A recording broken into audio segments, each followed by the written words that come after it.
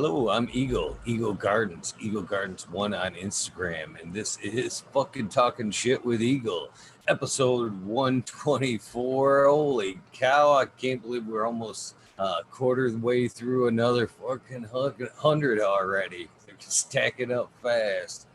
Man, I hope you guys had an amazing Friday. I know I did. Some beautiful weather, getting ready for the herbal forest tomorrow up here in northern Michigan. Can't wait to hang out with some great people in the cannabis community and smoke some good cannabis and enjoy. Well, it looks like somewhat of a hot day tomorrow. Nonetheless, it should be fun. Having an amazing Friday night lined up for us.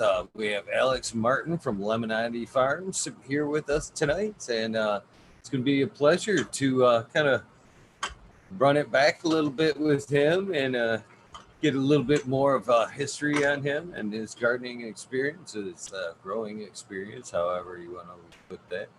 Alex, how you doing tonight? I'm doing well, man. We're trimming up our second harvest right now, so just another long couple weeks at the facility. But all is Nice. good, man. Everything's coming out really nice. I am still very much digging your guys's like advertisement and pushing your strains there, the like code looking advertisements on Instagram, like secret agent man type feel to it. It's really cool. It's a really cool concept you guys got going. I appreciate that, man. Yeah, we put a lot of time into that stuff. We dropped those videos today with all the test results, and you know, li- you know, we're constantly teasing, little bit and little bit at a time. We finally gonna ship product out in the next 10 to 13 days. So you get to see the Wow. full thing here very shortly. Wow, I bet you can't wait. Long anticipated time for that, huh? Oh man, years going through this process. It's I overwhelming. know I'd be chomping at the bit myself, that's for sure. You know, I can't, I already love it when I get the opportunity to people to see people enjoying my cannabis, but I can't really imagine it the scale at what you're talking. You know what I mean? To where you can just see people, nonchalantly bump up to people with some packaging in their hand and just think, know it or not. You know what I mean? That's my Yeah. product over there. Shit. Oh, for sure, dude. It's so grounding. I mean, like, and I was a caregiver in Michigan for years, so I've been here for a long time and really started from the bottom, from being a caregiver, working in grow shops, doing all kinds of stuff. So it's been quite the journey since I've been here. Right on. Right on. Well, we might as well just start from the beginning and run it back all the way. For sure, What do you dude. got to smoke on you? I mean, I know you mentioned you had a pen tonight, but Oh, yeah, I what's have my what you pen. I packing mean, in but I've that been pen? it's like some gelato and Skittles mixed together, I guess. I don't know. I do a lot of like I go to shops all the different time to try stuff out, just like market research. So that's what I'm smoking on right now. Um I'd say lately the Mandarin cookies has been the go-to for me. I'm a big I like the sedative effects, so that one really does it for me as far as flower goes. Well, I find it to be very encouraging for somebody that works in the cannabis field at your level that you're smoking on a pen. To be quite honest with you, you know what I mean? Because there for a while they were a little bit of the no-no. You know what I mean? I actually felt bad. I hate to admit this, but I've got a younger daughter, or younger daughter, an older daughter. I have a younger daughter too, but my oldest daughter is old enough to consume cannabis, and at one point, I kind of nudged her towards the pen, and then it was like it was like almost one of those like parents' nightmares, if you will. You know what I mean? Because I was like, you should try this. It might be a little bit more convenient for you, when you need to use it. And then all of a sudden, they were pulling them things off the fucking shelves in droves and shit. And I was thought to myself, what did I do? What the fuck did I do to my daughter and shit? You know what I mean? How much risk did I put her at trying to sway her off the flower and put her onto the pen? But Oh, it does give me I, a little bit of hope to see you back to smoking one. You know what I mean? If you're this high in the industry and you're, using one now, they must have come a long way. Eh? yeah, everything's like I mean that's why I picked this up at one of the I think at Pure Options or something in Lansing. Shout out to those guys if I did or I didn't. I like their shops. Um, but no, everything all the carts are tested now. They stopped letting caregiver like concentrates reach the market a couple months ago, so most of the stuff that's on the shelf is tested. So it's pretty clean. But yeah, the vitamin E stuff was insane, man. Like I was never a cart guy before that. Like it's more like my girlfriend uses carts and whatnot. So, but before that, like I was a flower purist. Like I wasn't interested in anything besides flower. But with everything being tested now, it makes me a little bit more comfortable. A guy that I used to work with, Ray at High Tech Garden Supply in Taylor, back when I was there a couple years ago, he was always going on and on about propylene glycol and all the additives to everything. So it's definitely something to keep an eye out for. All of that's so new, and consuming it through a vape is new, so we don't really know what the long-term effects are. So I definitely use moderately. It's not something I would chief on. Right. Yeah, I must agree. I actually picked one up. Hell, it's in my travel case. Yeah, last week, 2 weeks ago, and gave it a second chance. And no, nothing against. I'm not even mentioning the brand, but it was supposed to be like a skunk times Mac One is what it was supposed to be. And boy, it didn't. It wasn't very palatable. Let's say that it wasn't what I would expect from the two strains listed. It's not what I got in the pen. I was like, but I'm still optimistic. It was one of the cheaper ones for sure, and but I do miss that aspect for the travel. When you're in public and just kind of want to sneak that little puff to break the anxiety. They were always really handy for that. So hopefully they do come back in a good way, big way. Yeah, I think it'll constantly evolve. So I really like seeing the rosin carts, starting to become more popularized, and there's different devices coming out to support that modality. So that's exciting to see too, because I think that could be a definite, a nice alternative to the distillate carts that are on the market right now. Just because we're on the subject a little bit, and I'm curious, maybe you can help me. So back then, it was a bit of the vitamin E oil that was part of the cards, but some of it was, the card itself, correct? Yeah, the, And I the think metals. a little Yep. bit of it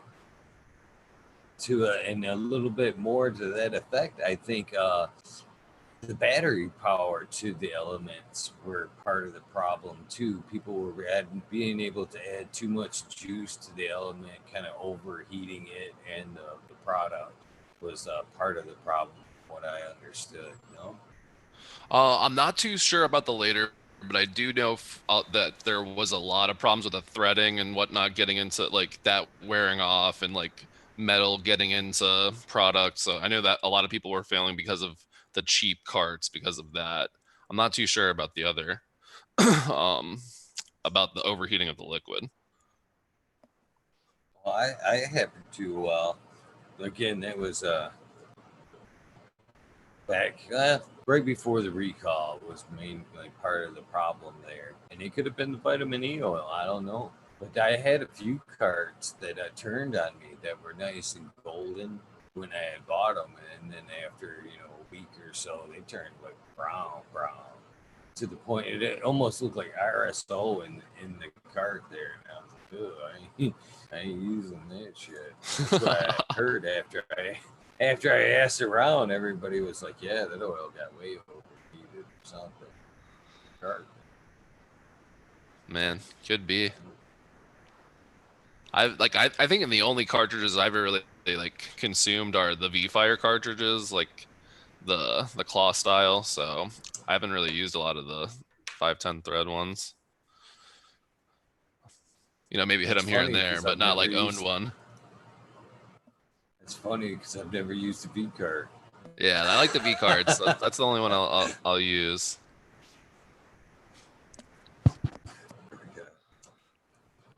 That's funny. So let's start back over from the beginning there. When was your first experience with cannabis plant? Let's roll right back from the beginning. First experience was probably not probably that's my freshman year of college. I was on a football scholarship at West Virginia Wesleyan. And I had never used cannabis before. I was like Mr. Jock in high school. Didn't drink, like didn't do anything. But then when I got to college, my roommate, like basically everybody there was smoking. Like the whole football team was smoking. My roommate had like his cousin was giving him stuff from South Carolina. And then finally, I think like after a month in, they got me like I smoked like 2 blunts, went to one of the football players' houses, and like I was doing gravity bong hits. Like I went wild. Like my first night, I got like they say you can't get high the first time. I was high as shit. My first night of smoking. Nice. That was so you're a little bit on the later side there, college. Yeah, man. So that's some good clean and living up until that point. What position in the football did you play? We had a football player on last night. What position did you play? Oh wow. I played tight end. Nice. Yep. Tough position there. Last time we had a cornerback on, so right there, Okay. right behind you there on the defensive team there. So yeah, that's pretty cool. How long did you play all through college? No, I had actually I was a pretty big recruit out of Florida up until my senior year, but I tore my ACL before my senior year, and then I ended up taking a smaller West Virginia Wesleyan was a Division II school, so I went on scholarship there, and then I blew out my knee again. So after that, like after tearing my ACL twice in like 18 months, I was kind of done with it. I had just spent, I mean, that's a lot of rehab to come back from that injury. So I wasn't really feeling doing it for another 12 to 16 months. So I kind of called it quits, and then I transferred back to Tallahassee where my ex-wife was, and I started going to school down there back in Florida. So I played one semester, and then I was hurt. I was done, but it was fun. I'm glad I did it. Me too. You may not otherwise picked up that cannabis. It sounds like. Oh, absolutely, yeah, for sure. No, man. And then when I started smoking, and I smoked every day. Like it quickly became, a big lifestyle for me. I was going to practice stoned, and and I swear it is, to me, it was a performance enhancing drug. Like my endurance levels at practice when I would smoke before was just amazing. Like I would never get tired. When I got time to run sprints, I'm good, if I'm high. It like helped me because catching passes, like concentration wise with catching the ball, like I swear my hands got better when I was stoned. It became like a big part of my life immediately. It's funny the things you hear like with cannabis and related with sports like that. You know what I mean? Because I remember when I was growing up, it was the typical stoner type thing. You're never gonna be able to shit. A lot of people that I knew during that time period were smokers. You know, they still smoked and played sports and whatnot.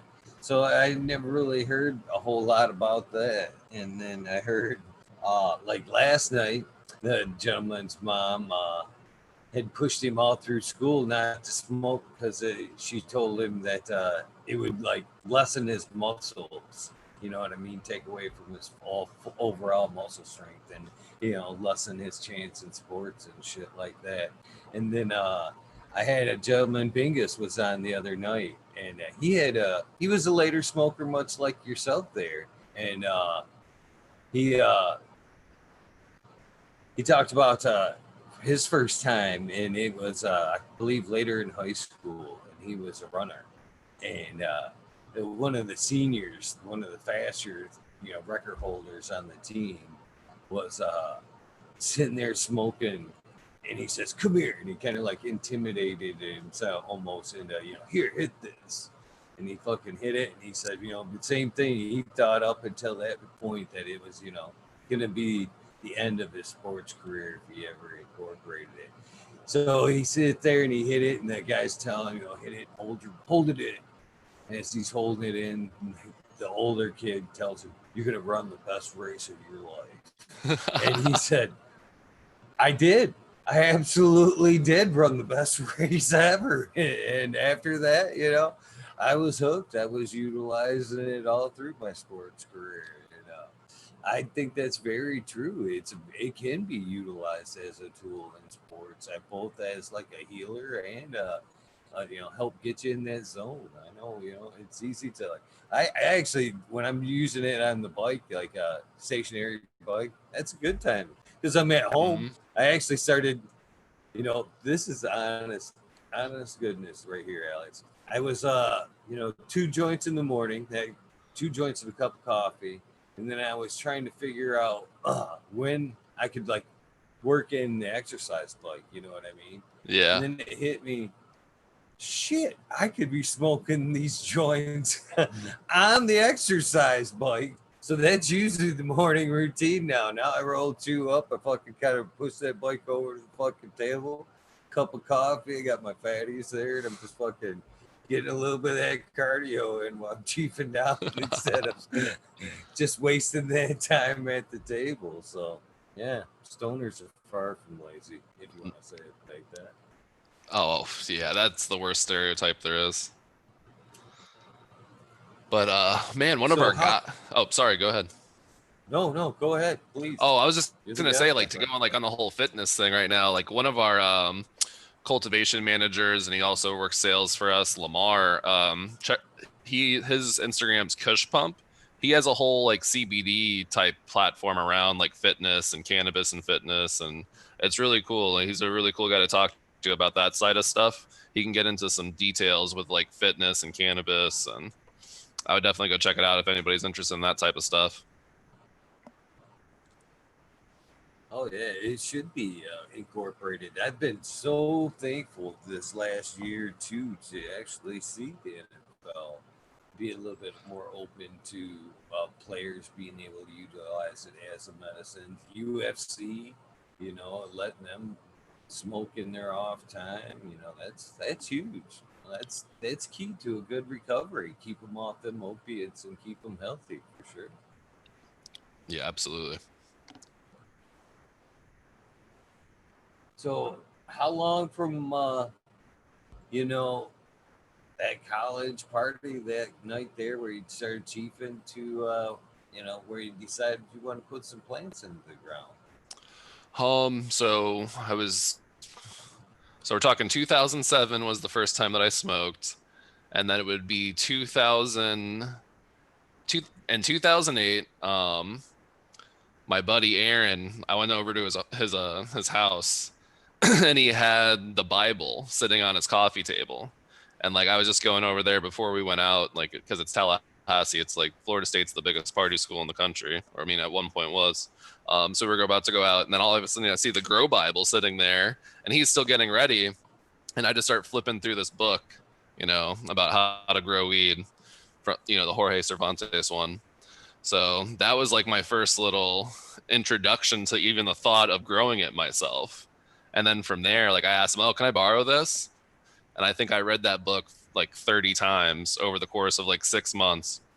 And then finally, I think my ex and I moved into a bigger place to where I could actually like maybe try and set up a garden. And it would have been a year later.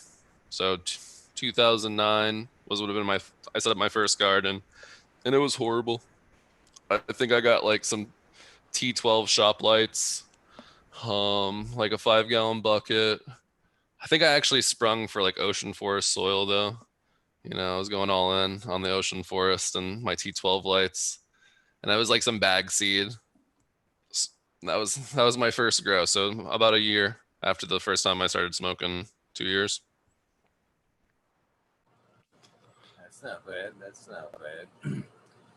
So, yeah, that's pretty the basic startup there. Yeah. You remember what? Oh, yeah, that's right. You said backseat there. So, what did you change from the first round to the second round there? So I think my second round, I I I got an LED light because like my first, it's Florida, so I'm like thinking about the heat. I don't want to get an air conditioner yet at this point. I'm not ready to make some big investment, so I go get an LED light and I try it with like UFOs, like those old 90 water UFOs, the tri-bands.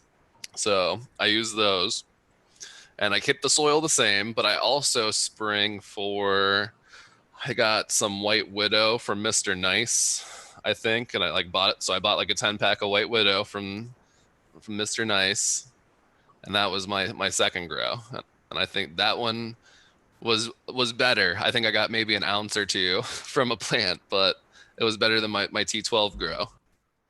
That was my second grow. And then from there, I like kind of put like I went in and got like a 600-watt light and had like a veg room and a flower room, and like really like decided to make the investment after that. Because I think like while I didn't get a big yield, like my plant was healthy. It was like really good stuff. Um, so I was like, all right, I'm gonna keep doing this and get it better. So that was like kind of my start to growing. And I grew down in Florida for, very, very small, just for like personal stuff for a few years. Oh yeah, I can imagine down there. It was still crazy, risky, crazy risky to be growing in Florida at that point. Right. You could it actually took them a while to jump on the bandwagon down there. It was sad. It was Yeah. sad. Yep.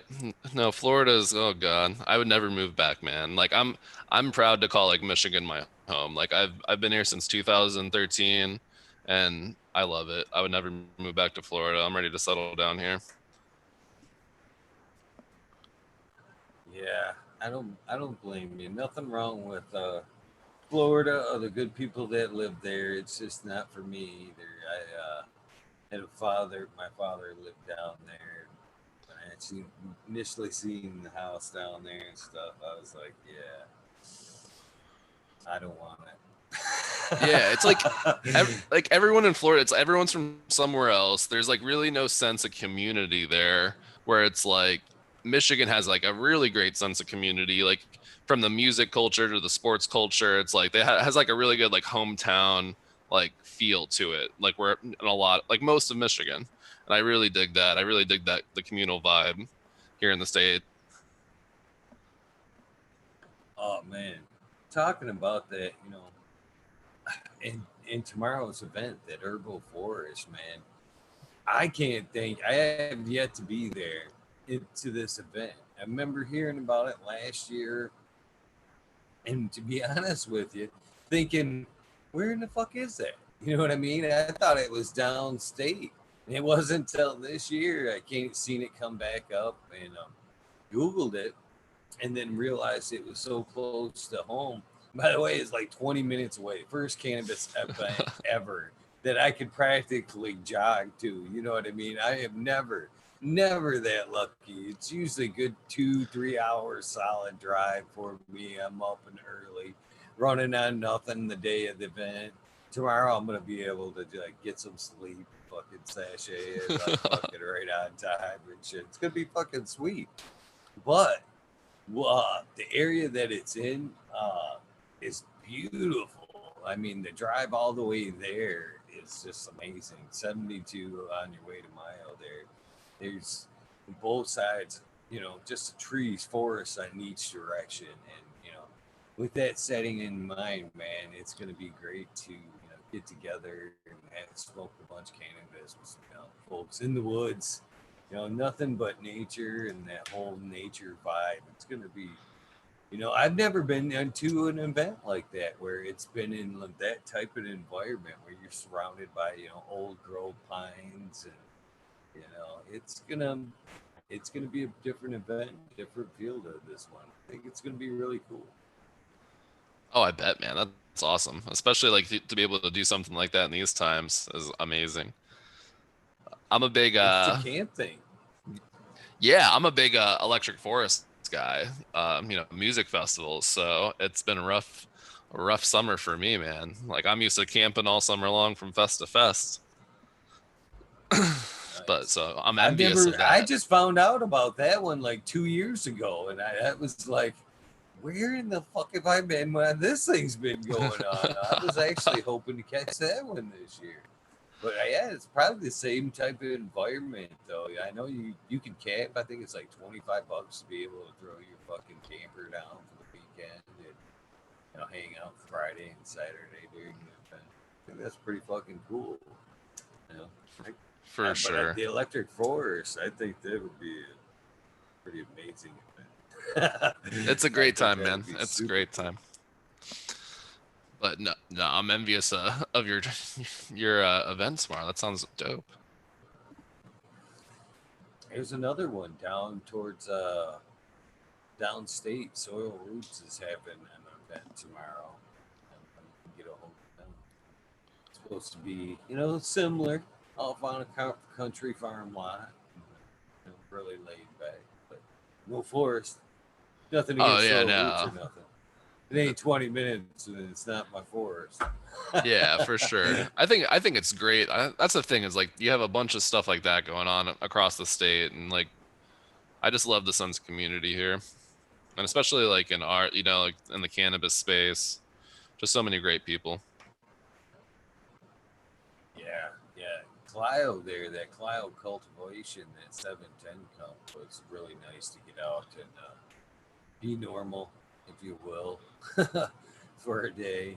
Get out and, shake some hands. And, you know, I went against the norm. I actually passed joints, took joints that day. It was just hard not to, have that bond with people. It was nice. It was nice to get out there, just like I said, go out and be normal. No, not have to worry about the mask. Nobody was wearing a mask. Nobody was worried about that shit. People were, I didn't blame anybody if they didn't want to smoke a joint, but in that same aspect, I was taking one, and if they took one from me, that was pretty cool too. So, looking forward to tomorrow. That's awesome, man. Yeah, I'm people. I mean, it's just so hard to keep people away from each other. It's like unnatural in a sense for us to be like so isolated, and I think like personal responsibility is a big thing. Oh yeah, man. Winter's coming up fast, man. They got to give us a little bit of a stress reliever before Yeah. we get locked up for the winter.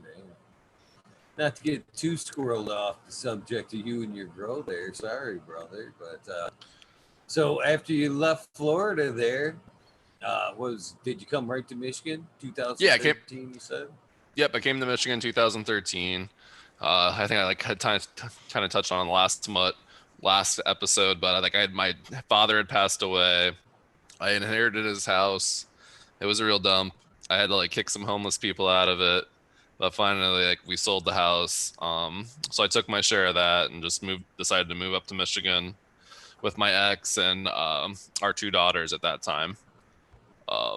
So we all moved to Michigan. My ex got a new job, and then I came up here and um, got into being a caregiver at that point in time, with hoping to start the licensing process with that original facility licensing bill that they were trying to pass back then that ended up failing.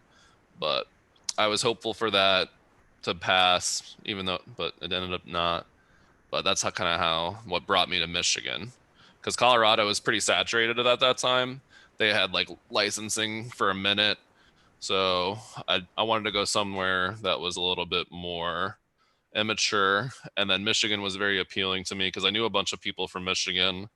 Um, I moved up with a friend at the time, and he was from Michigan, so he helped kind of streamline the whole process of like where to get a place and like who to talk to up here for help and so on and so forth. But yeah, and then I think I started up with I had like 3 4x8 tents set up like in different, like a bedroom, and then two different tents that I use for flower. And that's how I got my start up here. And then I started growing the first 818 headband from Cali Connection, the regular seeds, not the femmes. Uh, and then pineapple skunk, Hindu Kush, um, and what OG18, yeah, right from Reserva Privada. Those are the first stuff I started growing when I moved to Michigan. That's some good ones to start out with, for sure, for sure. But I think like Same type at that of point I setup? started like, oh, sorry. Oh no, that's okay. It's same type of setup as you were in Florida there. No, in Florida, I think I was much smaller. I had like 2 rooms, like a bedroom and a flower room. It was like two larger like walk-in closets was kind of what I had down there. But I like kind of got my rhythm down to where like I knew the parameters that I needed to work within to like have a good crop environmentally. I kind of figured that part out while I was still in Florida. So it was like a little bit larger scale, but still nothing too crazy at all. Right on, right on. But I think So I same feel type. like there's a path like that. I mean, for most people to grow through. So like I got to that point, but then you're just like constantly trying to like improve and improve. So I started from going with like that ocean forest mix to then I'm going to pro mix or other some type of like peat based medium, soilless medium, and trying different fertilizers out and experimenting with all that stuff. And then I eventually started building my own soils, like went all organic, building my own soils from scratch. And I did that for quite a while until I finally started messing around with hydroponics in like the last 3 to 4 years. But I was doing organics for a minute, but it's just like everything kind of works. It's just about like putting the time into perfecting it. Right on, right on. Yeah, I'm actually thinking more and more about dipping my feet into the organics. With that being said, though, in you being at the stage in the cannabis industry that you're at, do you think it's possible at this point that you could implement an organic system and still, keep things rolling along at max capacity, or do you feel like at this point, uh, you know, artificial nutrients, synthetics are the way to go, kind of keep up? Whew, man. Um, I think that there is a place for organics. I think there's a consumer segment that wants organic flour. I mean, now, do I think that it is? I don't. I can't say that organic flour. I don't think organic versus synthetic is going to be the main determination from the quality. Um, just because you grow organically doesn't mean that your flour is going to be of any better quality than something grown synthetically. It really just comes down to your soil mix. I mean, if you're over amending your soil, your plant's going to be absorbing, yeah, it might taste sweeter, but your plant's still absorbing nitrogen, phosphorus, and potassium. So you're still smoking on high levels of those chemicals in your flour, as opposed to like something in a more hydroponic sense won't have those in there after a flush. You can't really flush organics. Whatever you're putting in that soil is kind of what's in there, and your plant the cannabis plant being like a bioaccumulator is going to constantly absorb that throughout the growing process up until the point of harvest in organics. So unless you really balance your soil, and you can kind of I mean you see like super leafy buds and things like that with organics from too much nitrogen. So it's a hard question. I think I mean, whatever you can perfect, it's going to work. If you put the time into building your soil, you'll have an amazing quality product with organics. Do I think it could be is superior? I can't say that one way or the other. Me, I just, it seems like you want to keep that plant in that bed for as long as possible to achieve the most quality of a plant. And in an environment like you guys are trying to roll in a recreational market there, uh, it seemed like space is just too much of a factor. That you can't keep things vegging in big pots and keep things rolling. It's just too much space, too much size, in my opinion. To make that type of medium work. I don't know. Obviously, they make it work in California, but I don't think they different setups. I guess they don't have the seasons. We don't have the season to do an outdoor and an indoor really like they do. I don't know. I'm confused on it. That's why I'm asking your opinion. I'm actually leery about it, to be honest with you, on a home scale. You know what I mean? I'm a caregiver and I operate on a perpetual harvest with limited space as it is. So that is my concern. Thinking about making the switch right now is, having to veg up in bigger pots. I'm thinking, man, do I have the space for that? Or I'm open for opinion. I know there's. I think the growth rates can be there with organics. I think a lot of the times with people get crazy with their mixes, and I mean it's been a minute now, but you over amend and you get more of like a thicker, clayer, well, not clayer. I'm sorry, I'm stoned. Like a harder dirt that doesn't drain well and doesn't have a lot of oxygen at the root zone. So I feel like you can go. What I would recommend to most people like wanting to go build organic soils is go very high on your aeration ratios, because that stuff can get pretty murky fast, and your oxygen is going to dictate a lot of that root growth. So having maximum oxygen availability in a organic medium is very important, and because the growth rates don't necessarily have to be slow, especially if you have like a good inoculated mix and your microbe life is doing all the things that should do with breakdown of nutrients and transportation. You can get solid growth rates in organics.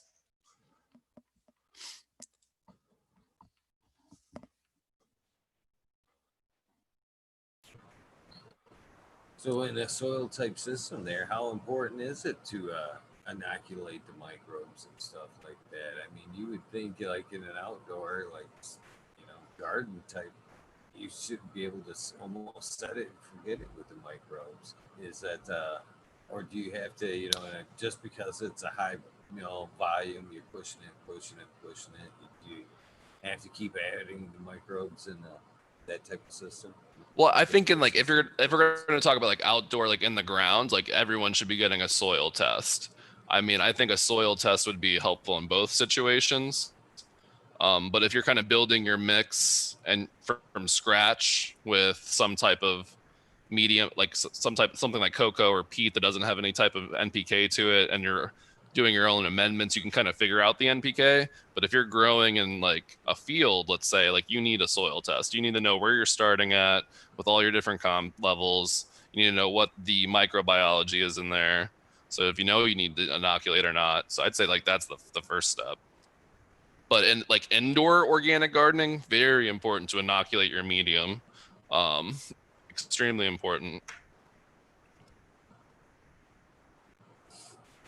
Nice. So, besides the quality of your inputs when you're mixing up a good soil, is there some must-haves that you want to make sure that you have in your mix there?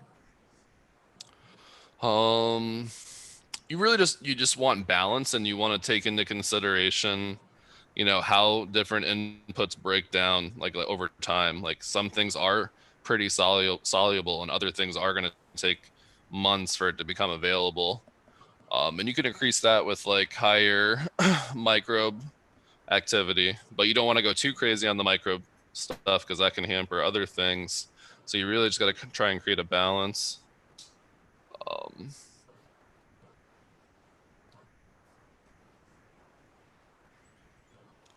Yeah, be honest with you, I'm sure myself and anybody listening, as far as organics go, uh, is willing to take any kind of tips you want to throw out there. I'd say That's so like fish, like my like a solid mix for anything is going to be like you're going to want to have a like I'd say like about 15 to 20% castings like as a nice base.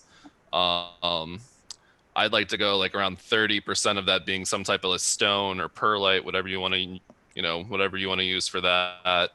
And then like a peat or a cocoa, um, some type of inoculant from there. And then like you can go kind of all over the place with amendments, but I think like a soybean or like a feather is a good start to like mix in for your early plants, like a very small amounts, and then putting in like rock phosphates and things like that in the early on will actually like it takes longer for it to break down, so it'll become available later on. But I'm a big believer in top dressing as needed, like fishbone meal is a good one because it's like kind of go like in that transition stage between veg and flour and organics. Fishbone meal gives you your nitrogen. It has some phosphorus. It has a ton of aminos, which like calcium, calcium being an immobile nutrient, those aminos really help transport that calcium in an organic setting. Um, like especially glycine. Glycine's like one of the main things for calcium transportation. And like so having that all available in your organic mix is extremely important because like calcium is going to be the main thing in sorry, in cell division. Sorry, the main thing in cell division. So the more like having ample amounts of calcium means your plants will grow faster, and that's like the one thing people always talk about with organics is they notice slower growth rates, but it's just like, do you have that calcium availability in your soil right away? So the fishbone meal also has a lot of calcium in it because of the bone content. So it's kind of like it's like a big booster top dressing for me.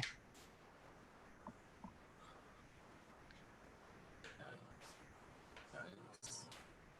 Yeah, I mean, it seems to be the more responsible way to grow myself. But I'm still laggy, I guess. I'm laggy. Do you think, as a commercial grower, I, which if you had the opportunity to get some good harvests in, like a good California climate there, would you would you prefer to stay indoors, or would you risk that shit outdoors? I mean, at that point, it is a money. It is a market. You know what I mean? Do you risk what could be something nature could take away from you, or do you stay indoors where you're safe and quality's protected? Um, you know, what are your Yeah. thoughts on I think for nah, man, that's a good question. Like, it's not that I can't sit here and say that I wouldn't love to do outdoors or greenhouses or anything like that. I think that we would love the opportunity to do that. But I think for like us and our brand at the moment, we have a high focus on controlling the quality. And that's just something like indoors, like being able to like, we spent so much money in being able to control the humidity and the temperature and like every aspect of the environmentals to get the highest quality we can get out of the genetics that we throw in those rooms. So to, to lose that control for the product that we're trying to put out under our Lemonati Family Farms brand, I think it wouldn't work out very well. I think we would notice like, but I mean like terpenes outside are can come out so much better under natural sunlight than grow lights. But like the appearance of it, I think always just like it doesn't look at like just seems like to have like a duller color. Like a lot of outdoor stuff like gets hit by the natural elements. Um, but I would love to do it, man. Like I would love nothing more than to like till a huge field and amend it properly and go through that whole soil building process again, because I think it's really fun and challenging, and it's like a fun challenge. Like I think it's like getting like running those soil tests and getting those numbers back and playing around with like getting your everything amended properly and doing all that math is like fun to me, man. Like I geek out on that type of stuff. Well, I could see that, and then again, I could see, a little bit of allure in that being, because at that point, you could really perfect some strains indoors, what you liked indoors, and but then start running them outside in the natural organic system there and be able to tweak them out, with a, more of a terroir that you've been developing over the years, and you know what I mean, a soil you've tweaked. Uh, wouldn't that be something in the long run that would interest you like that? I mean, wouldn't it, wouldn't that come into play in the long run on an outdoor grow like that? Absolutely. Yeah, no, for sure. Um, it would definitely anything with like having to do with plant nutrition like tickles my fancy very much. Like I from organics to even like the synthetic stuff, man. I love like breaking down different bottled fertilizer and figuring out exactly what's in it and what the ppm like breakdown comes out to be from different bottles, and and stuff like has to be done in weights and turning it to liquids and like pinpointing every little thing at all subjects of it. So it's I mean I like Matt, Matt was on the last time. Matt's our cultivation director. Matt runs that cultivation facility. It's really like I'm like for anyone who doesn't know, I'm an operations director for Lemonati Family Farms. So it's like really just my job to like make sure Matt has everything he needs to like run a well steered ship at cultivation. But I mean, we work so closely together on figuring out all the different aspects of the plant nutrition. So it's like one thing that I'll probably never be able to get away from, like because we have like we're starting construction for a retail store and processing lab. But like when it comes to like plant nutrition, like it's something that no matter where we're at with the phase of our company, I'm always going to want to have a hand in. Oh, sure, sure. There's always new products on the market. You know what I mean? Does that implement? I mean, how does that play into the whole thing? When you get locked into a nutrient lineup like I'm sure you are now. Took forever to tweak it in. As new lineups come up to the market, there, what's the risk factor in you know taking on something new like that? I mean, is there even an interest at all once you get the machine oiled up? Like, fuck this, we ain't changing shit, just roll with it. I mean, dude, is it not even a thought once you get rolling? I mean, like yes and no. I think once you get to a point of productivity that creates a very desirable result, you kind of have to stick with that like as a majority of your operations. But I think like there's always going to be a place for us for R&D. um like we're using that space right now to do more pheno hunts for our next season's collection. But after that, I think it's going to turn more into different. The next thing we're gonna do is we're gonna just buy all the raw salts, and we're gonna just start pinpointing the ppms for each one with plant groups for the next couple runs. So we have that going on. We're pheno hunting, but you can't like once you find something that works at scale, you kind of have to stick with it because it's reliable. But I feel like you constantly have to be researching, what works better, constantly trying to improve at no matter what level of the game you're at. Like constantly trying to improve is the way to go. I mean, the same recommendation for like caregivers, or anybody with a smaller garden. Like, if you can, it's okay to like if you want to test stuff out, but maybe just do it. Like maybe get a small tent, that you can just do like a small plan in, that you're not really trying to get the yield. You're just trying to maximize what you can get in that small space, that like in terms of both yield and quality. But you should, like, if you're trying to have any type of income from this, you got to do like stick with what works. Like don't try and change up like the part of your like where you're getting your money from. Man, I was getting. It's funny you brought up the raw inputs side of things because that's what I was just getting ready to ask you. If you guys ever thought about just going into like a raw setup to where you just adding, basically what you need at that moment. And how big of a headache is there? Are you gonna try to kill Matt with that shit or what? I can see, that being a good thing and a bad thing, man. I mean, No, that's gonna Matt's be a constant watch, man. At first, man. And, yeah, I don't know. He seems like he's up for the task, oh for like sure. you should see the eyes I get when I bring it up. Like more change. Like he's fine. I feel like we finally got to the point with like the FluoroFlex stuff where we've got our ratios figured out for our recirculating systems. Because like in those recirculating systems with like the oxygen availability being so high, like it's like the plus and minus of where you should be at with the ppm of any type of any type of nutrient is very slim. Like you have to be in very tight ranges to get the response that you're looking for from the plant. So I feel like we're just getting to that point where we're figuring that out for a lot of our keeper phenos. And when I bring this up, I can just tell he's like freaked out. He's like, "What are you doing? What do you mean we're gonna do this?" But I mean, it's something you have to do. I think like now that we found the ratios of FluoroFlex, it kind of like completes like having that two part helps kind of simplify things when you're trying to launch something like what we're doing at scale with the recirculating systems that really isn't common.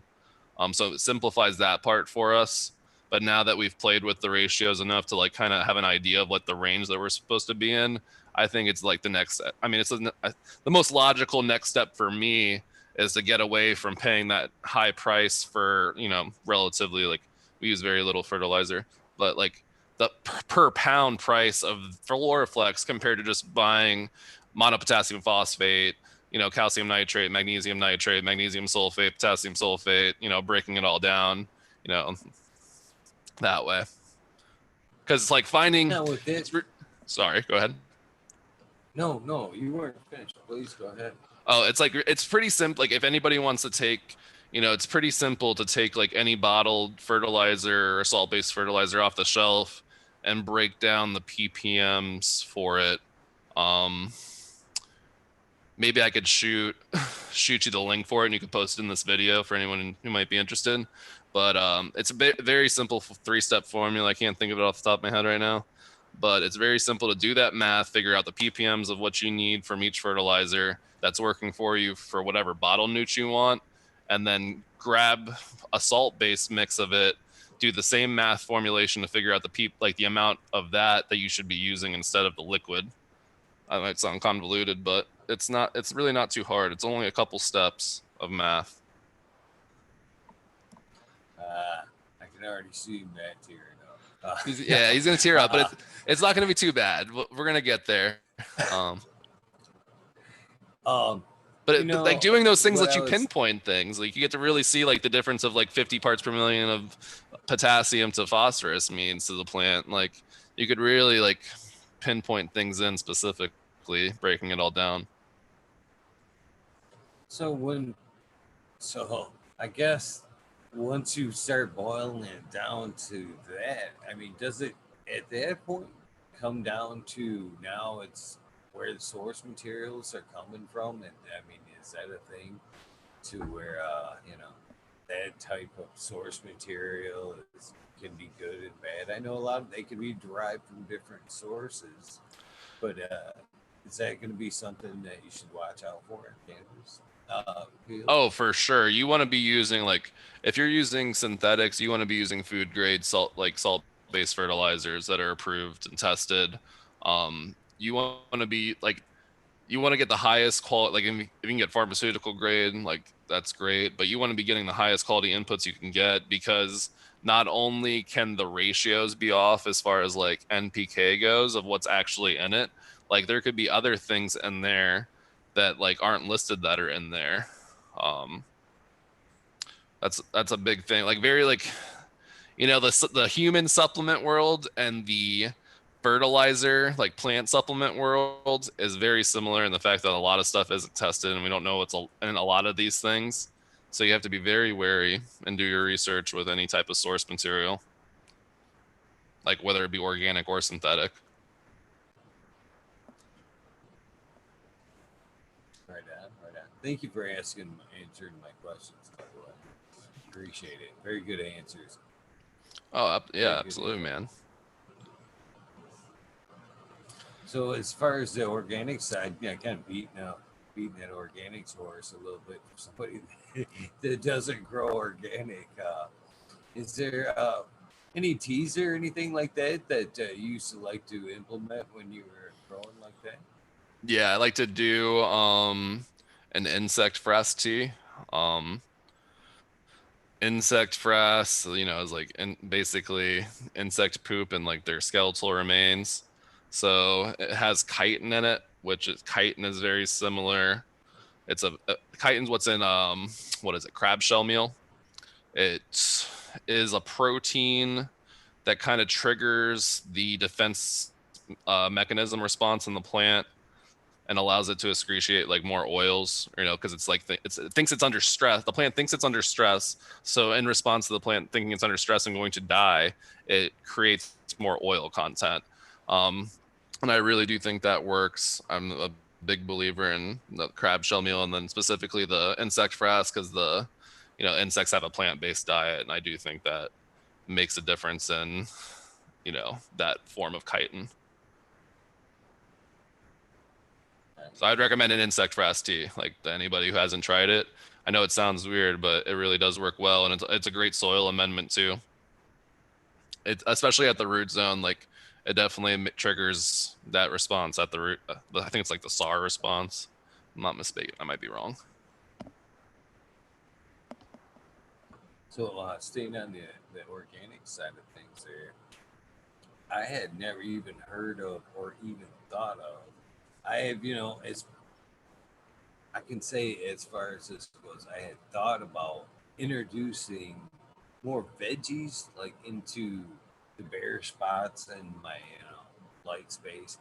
You can actually see outside the tent there where some type of veggie or something could easily be sucking up a little bit of that light here, without with with the with the spirit of using up all that light without necessarily, gaining a bunch of numbers, in cannabis. You know what I mean?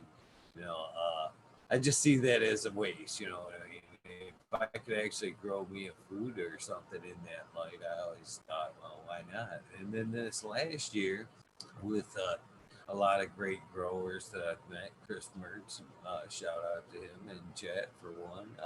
Talking about companion plants and shit like that, both for buck defense and turf production. Is that something that you've ever heard of or thought of? What's your thoughts on that? I've heard of it. I mean, I haven't looked into it very much, and I don't have too much experience with that to be honest with you, Eagle, unfortunately. I mean, it makes sense Right now. though. Like when you think about like plant communication, and I think there's like stuff that comes out like that's come out to like, like a tree is like catching wind from another tree that's being eaten by a giraffe and is like changing its taste to like be less desirable from the giraffes that are closely by eating the other tree. So it like makes sense to me that there'd be companion plants, and there's like definitely some type of nature that we're not, akin to as humans that's going on. So and I definitely think it's makes sense.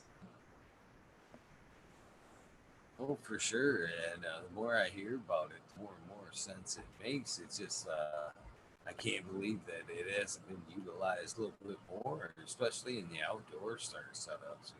I've met a few, actually a couple winners that had been using it now for years out there in Cali, and some, here in Michigan. But I can't, it just makes sense. I mean, there's plants that you can add into your garden that repel pests, and then there's some that you can add close by that actually draw the pests to them instead of your cannabis plant. Right.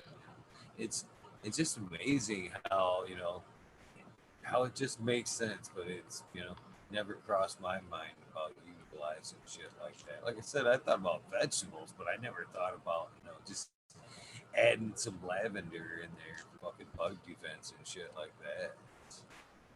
It just clicked when I started hearing about it. You know, I've actually just bought some lavender to plant, you know, fresh in my pot, so I didn't have to go out and buy some. You know, just keep some of my old soil around and fucking start planting some shit like that. I thought, man, what a good fucking idea. Yeah, that's awesome, man. That's good shit. That makes a lot of sense. I used to use like for a while a product called Allper Plus. From it's made by a Detroit guy, Leon Small. It's a Michigan made product, but it's a bunch of like different plant essential oils that is a good organic IPM. I definitely recommend anyone check it out that's into that type of stuff, like the botanical extracts and things. He's got a good mix if you're trying to stay organic. Totally not product placement. Oh shit, yeah, yeah. Oh, I forgot you had Leon on here. Yeah, Leon's a great guy. I forgot he was on the show. Yeah, I actually ran out and bought some after I had him on the show. I had to go to the grocery. I told him that night, I was like, I'm going to the, I've got to make a loop tomorrow to the only two grocery stores around me. And if they don't have your product, I'm going to ask them to carry it. And if they do have it, I'm going to buy that shit. And Yeah, one man. didn't have it. I asked them to carry it, and the other one had it. So I snatched them up to fucking check it out. That's awesome, man. Yeah, I love Leon. He's a really, really good guy. I've known him for has to be like 5, 6 years.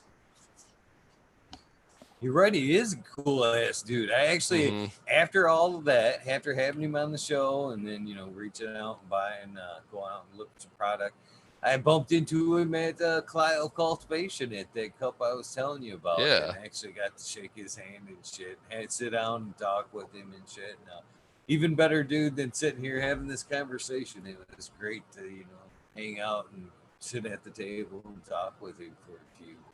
Back to that normal feeling again, Right. what I mean? It was very, very cool. Very cool. That's awesome. Yeah, I'm glad you guys got to hook up, man. I really hope he's like one of the good guys out in that whole like fertilizer pesticide space, because there's a bunch of people just trying to make money out there, but like he's super passionate about it. I've always loved talking with him. Yeah, to be honest with you, and I no affiliation with Leon or I Same. Helping out good people and fucking supporting good people and their products. Basically just flat out. But I was cool to see as I was scrolling down my Instagram that I have dogs, but he's now come out with like a pet spray. You know what I mean? It's in real close to this, and for like fleas and ticks and shit like that, which I was like, hell yeah. To me, and I thought, cool, another way to support a friend there. I'm gonna have to fucking run out and grab some of that, because I've got some dogs, and fucking ticks up here in fucking northern Michigan fucking are a real thing this year. Oh man, I just had to rip one off my dog like literally last night. He had a tick on like right under his neck. We had to rip off. It freaked me out. I don't really see that like growing in Florida. So like Florida, there aren't a lot of ticks. So it's a new thing to me, like living up here the last couple of years. And he finally got one. Oh man, up here another weird thing was it was fucking gypsy moths, gypsy worms, fucking caterpillars. This year were out of control, man. I had never seen that. I mean, they actually killed off a lot of fucking trees up here this year. And I'm interested, and I'm hoping that it didn't affect the cannabis growers outdoors, because it was terrible up here in North Michigan. And even right now, as I look outdoors, man, they're all the moths now, the gypsy moths now out there flying around eating up shit. They're pretty thick, man. They're pretty thick. Hopefully, there's something that. Is there something? Have you ever grown outdoors at all? Maybe not. Since nah, man. Florida, there's no growing outdoors in Florida unless you're like gonna gorilla grow it, and even that's probably pretty sketch. No, I've consulted on outdoor grows, but I've never had my own personal outdoor grow. Um, but it's something I mean, I wouldn't want to be dealing with that if I was in the area. That could be devastating real fast. Yeah, that's what kind of was leading me. One of the reasons why I was picking your brain there about the outdoor crop and being, a larger grower, because that'd be a fucking scary thing. I'm sure there's, fuck, is there, there's another good question. Is there fucking insurance for something like that? I mean, have we came that far to where there's an insurance company ready to fucking cover an outdoor crop if it fucking tornado hits that shit, flood, burn down? Fucking is there, or are you just fucked? There is there is, I don't think there's insurance for like pest stuff, but there is cannabis crop insurance now. It's very limited. A lot of it's like, most of the time you're just fucked, man. But there are insurance plans now for crop insurance from like different insurance groups. It's a thing. It's not really where it needs to be. I don't recommend anybody like, doing it at this point. Maybe you have a great broker or something, but the stuff that I've heard has me wary of getting any type of policy for us. But I was just getting ready to say, every contract sign come with a guy named Vinny or something like that at this point? right. Uh, Nothing against anybody named Vinny, by the way. Fucking great name. It's just a joke. No, yeah. But seriously though. Oh, yeah, I'm glad that they've at least came to that. We're to at least there, that there is some type of coverage out there floating around. It seems like it'd be a tough claim, but it's good. Yeah, it's like the industry's slowly getting there, man. Like the insurance stuff's coming, the banking stuff on a credit union level, like state credit unions, that's getting there. I think the Federal Credit Union Board or whatever group that is, I don't know, but those guys are in support of it now. So it's a bunch of compliance checks, but the banking is getting there on a credit union level, which is really exciting. Like that's a big thing with having banking, even just like checking accounts, like not having to pay your staff in cash and whatnot, being able to operate like writing checks or wire transfers. Like as a business, those things are very convenient. It makes doing business very convenient as opposed to doing business in cash. Yeah, I mean, even the grocery stores up here in Michigan are still like sketchy about still speaking cannabis in their stores. I would thought in this day and age, especially with rec being a thing here, things would be a little bit more lax. I mean, the guys behind the counter will openly talk about it a little bit more, but as far as the relationship between the grocery store and the bank like that, yeah, your weekly ads better not have anything cannabis related in it, otherwise they're gonna still kind of shut you down from what I've heard. Oh yeah, I've been through it when I was with High Tech Garden Supply. I think they changed banks like 3 times while I was with that company. So it's definitely a thing as like any ancillary business. As soon as like a bank gets wind of it, like they cut you off.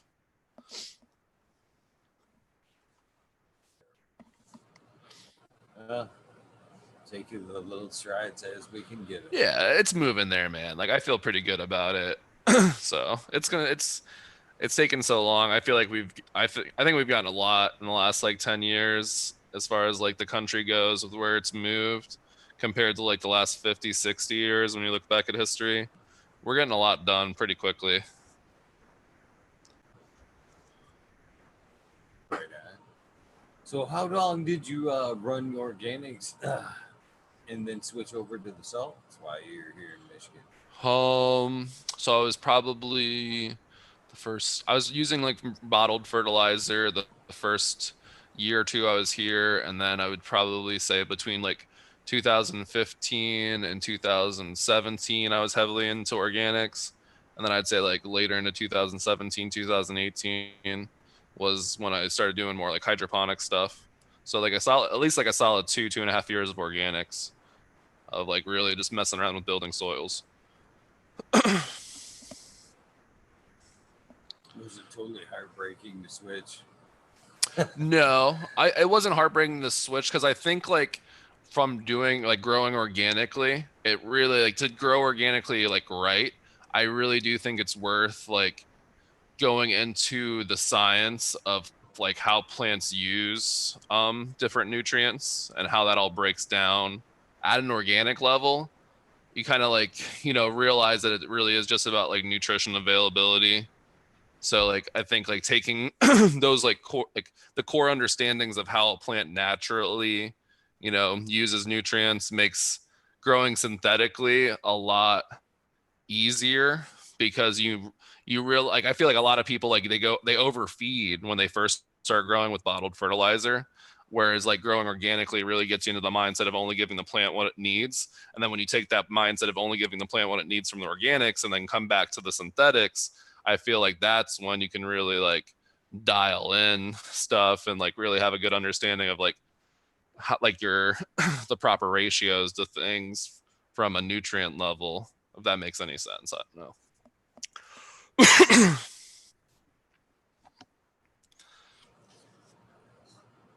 So, what as you've come along through your grow career, when did the recreational uses, we'll say, turn more into like when did you discover more of the medical side again?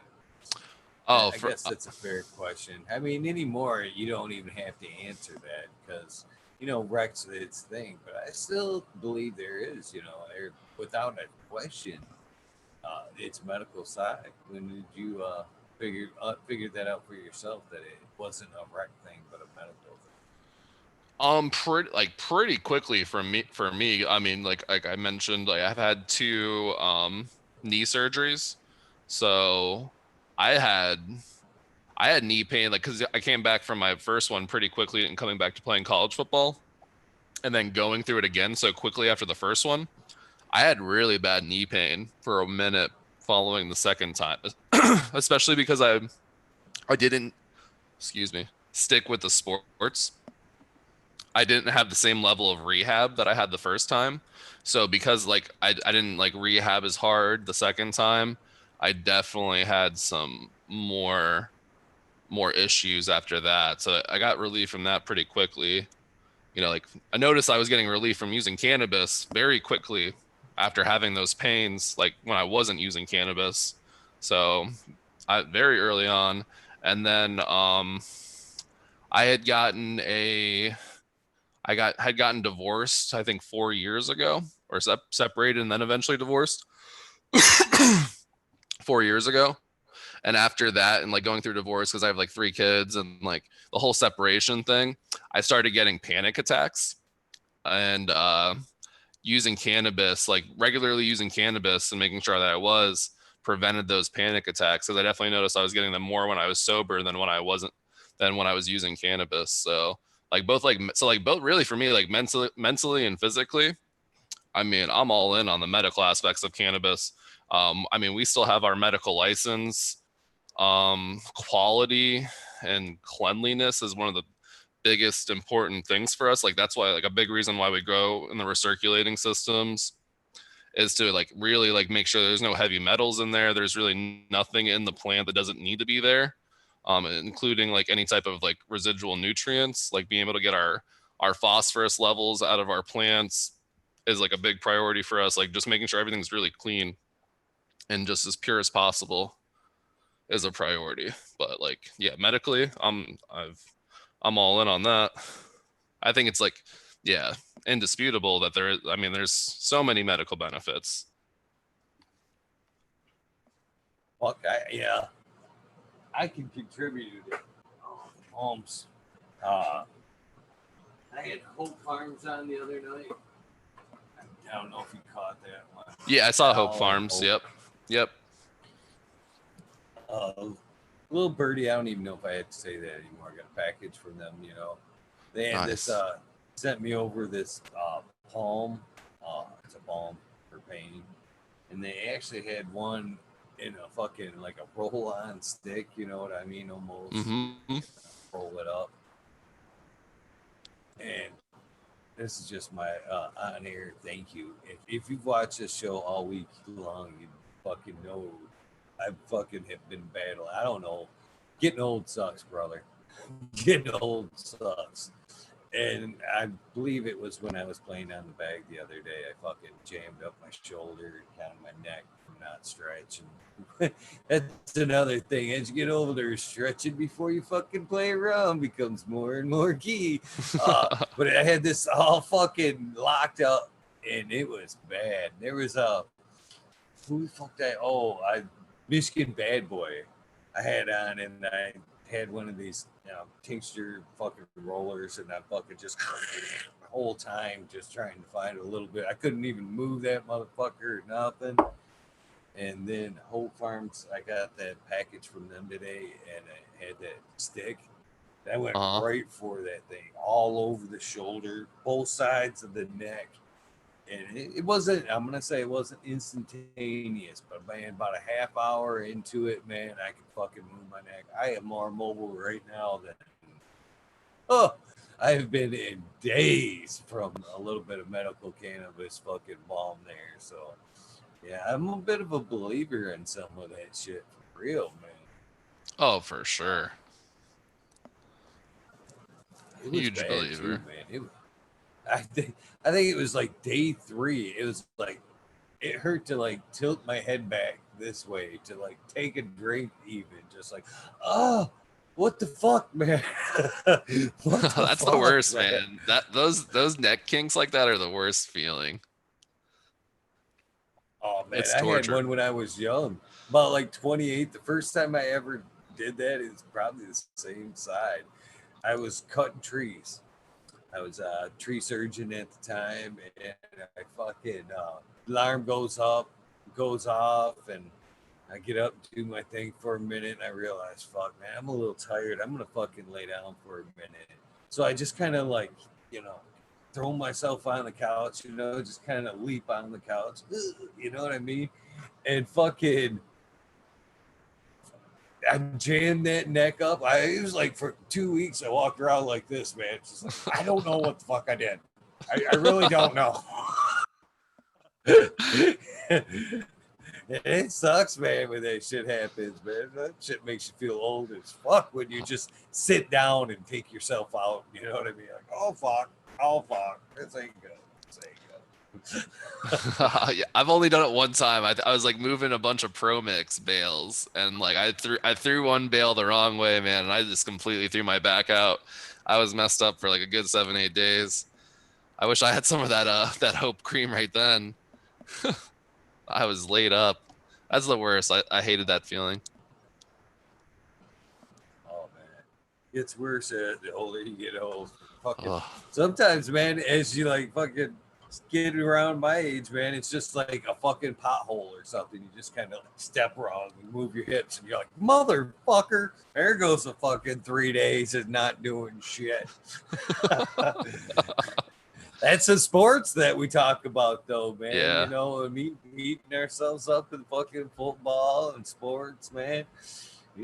I knew I was gonna pay for that shit later in life, but I still the answer to that is just fucking for me, anyways. Just keep trying to play that hard. You know what I mean? I realized early on I've watched people that did shit like I did. You know what I mean? And I noticed that as soon as they stopped, they were fucking dropping, locking up, looking 50 years older and shit, and just dropping. I was like, lesson, note to self: stay busy until the end. Never, Yeah. never stop, never retire. Just fucking keep going. So that's been my attitude ever since then, man. Fucking just keep on going. I completely agree with that. I might have put on some quarantine weight, but you got to stay like somewhat active. You got to constantly be working towards something physically. I definitely believe on that. You got to take care of yourself, man. Like, yeah, it's a big focus. Like all this talk about like vaccines and masks and everything, but it's like let's start square one. Take care of yourself. Like that's the best way to be healthy, have a healthy immune system. I need vegetables and some shit. That's the Exactly. biggest thing I've noticed lately is and we talk about that, like you mentioned there, getting them extra few COVID pounds on there. It was hit me heavy, man. There for like a few weeks, man. It seemed like everything I grabbed was like some type of sugar, chocolate, fucking candy, or whatever. And I realized quickly, man, I got to get off that white sugar, man. That corn syrup and the white sugar is terrible for you. So I started trying to bring in more like fruits and shit, other naturally sweet shit besides just fucking sugar, man. That's it. And I noticed the difference right away, man. In health, and feel the way I feel. Oh, for sure. I think I baked like 3 cheesecakes out of boredom, like month one of COVID. Like, made some bad decisions there early on, just out of boredom. Like, it's a big adjustment, especially if like you're an active person and you're constantly doing stuff. Like, even like at it, like we work a lot. Like, cannabis has kind of been, doesn't cannabis plant doesn't really give a shit about a pandemic. It wants to stay alive. Um, so we've been working through it the whole time, but like home life wise, what a big adjustment. So I was definitely making some bad decisions there early. I'm not even a sweet person, and I was sitting there baking stuff. Like, I don't even like to eat sweets. Sounds like maybe a fucking weekend on the Food Channel, Food Network and shit. Just kind of scrolling through, got locked down. I was like, I could. That's one thing cannabis Exactly, will dude. do. Cannabis will give you a can-do Exactly. attitude like that, man. Shit, and that looks good. I could do that. I think I got all that shit. 100%. Oh, but So, how long was it before you were growing here in Michigan? Before you were lucky enough to start picking up, being recognized on the recreational type, or more of a bigger grow level? almost 5 years, just about 5 years. Um, I think I was managing the HGG supply in Lansing. After getting divorced, I had a pretty decent setup as a caregiver there for like my first like 3 years, 4 years in Michigan. But then after getting divorced and going through a separation, I kind of like put my grow stuff down for a second because that was a big relocation for me. I had like, like me and my ex had invested a lot into the place that we had gotten prior to getting separated. So I kind of like put all my eggs in that basket and lost it all, and I had to start all over.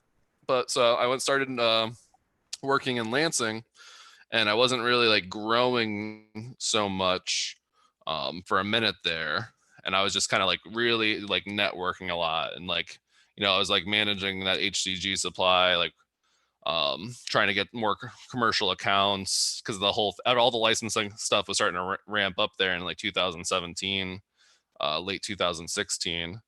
So like I had got like worked with Michigan State on an account, a couple different bigger accounts with like cannabis stuff, and then just started networking. I met the owner of Intessa Certification Center, which is like a certification center in the Lansing area. I had hooked up with him. He was interested in getting a license. So we were gonna try and just get a cultivation license, but he also knew um he also knew Ryan, and like we all kind of like hooked up from there. And then Ryan had family that was looking to start a cannabis company. That's kind of like how we all came together between like Ryan, the owner of Intessa, myself, and Ryan, like members of Ryan's family. And then we decided like instead of us all doing our own things like separately, we decided to put all those forces together. And that's kind of like how the whole like family farms thing comes from, man, because it really is just a big family operation, like between like Ryan, myself, like my mom works at the facility now, my brother works there. Like I have Tim, who hired me when I first moved to Michigan at HDG Supply, works there. We have like husband and wives that work together up there. It's a big family affair at the facility and the company as a whole. It's really great. I would, but that's how we kind of got together. I just like just networked a lot, helped people out, sharing. Like I got a lot more into the nursery side of things when I moved to Lansing with clones and connecting people with genetics, and got really after I had kind of like figured out the whole like plant nutrition thing, because that was kind of my obsession. Um, my first couple years up in Michigan, the genetics thing was always like I always like nerd out about genetics too, but like I really started like obsessing over genetics when I moved to Lansing in like that 2016 2017 time, and just focused on that side of cannabis for a minute there while we were getting everything set up for the license.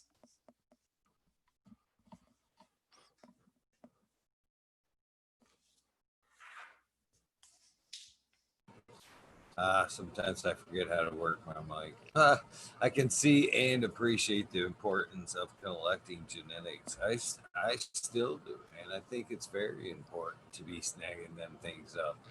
I don't know if it's still like paranoia from like the good old days, like they take it away from me, I'm still gonna be sad. You know what I mean? Yeah. but but first, that was I had the same mindset. As soon as I was able to start acquiring genetics, it was the focal point of my growth. Just to start stacking them up. I'll get to them sometime. I just want to Right. make sure I got this in. Right. Like I even like I did a lot of preservation work for people too, like like different guys who didn't have the space or the plant count to really like save something. Like I would bring like flowered plants back for people and store them with like, since I couldn't really like focus on a flowering room in Lansing at the time, I just kept like a nursery going with my plant count for a while there for people. I'm like really big into sharing genetics, sharing information. I like, there's a lot of people in the license space that are very threatened by caregivers and home growers. Like I don't have that perception whatsoever. I think like having a healthy like home scene is very good for the cannabis market and good for the consumer. I think there's something to be said to like growing your own stuff. Like I would never want to see. I want to see like almost like with the whole like brewing movement that kind of took the country by storm in the 2000s. Like I want to see like growing at home blow up more over the time. Like I think it's a great thing. I think people knowing more about what goes into growing cannabis is only good for the industry, and it will kind of keep the regulated side more in check with how they operate, with the consumer being more knowledgeable about it. I gotta agree, but I want to pause this great conversation to give some props in chat here real quick. What a great comeback, Trayvon. What a great fucking comeback. I've been I'm getting pretty good at multitasking while I do this, be able to kind of keep what's going on, eye on what's going on in chat, and keep an eye on you. And so they were talking about the old subcool fem seeds are for pussies. Fems are for pussies. And Trey Valone just shot back with so regs are for dicks.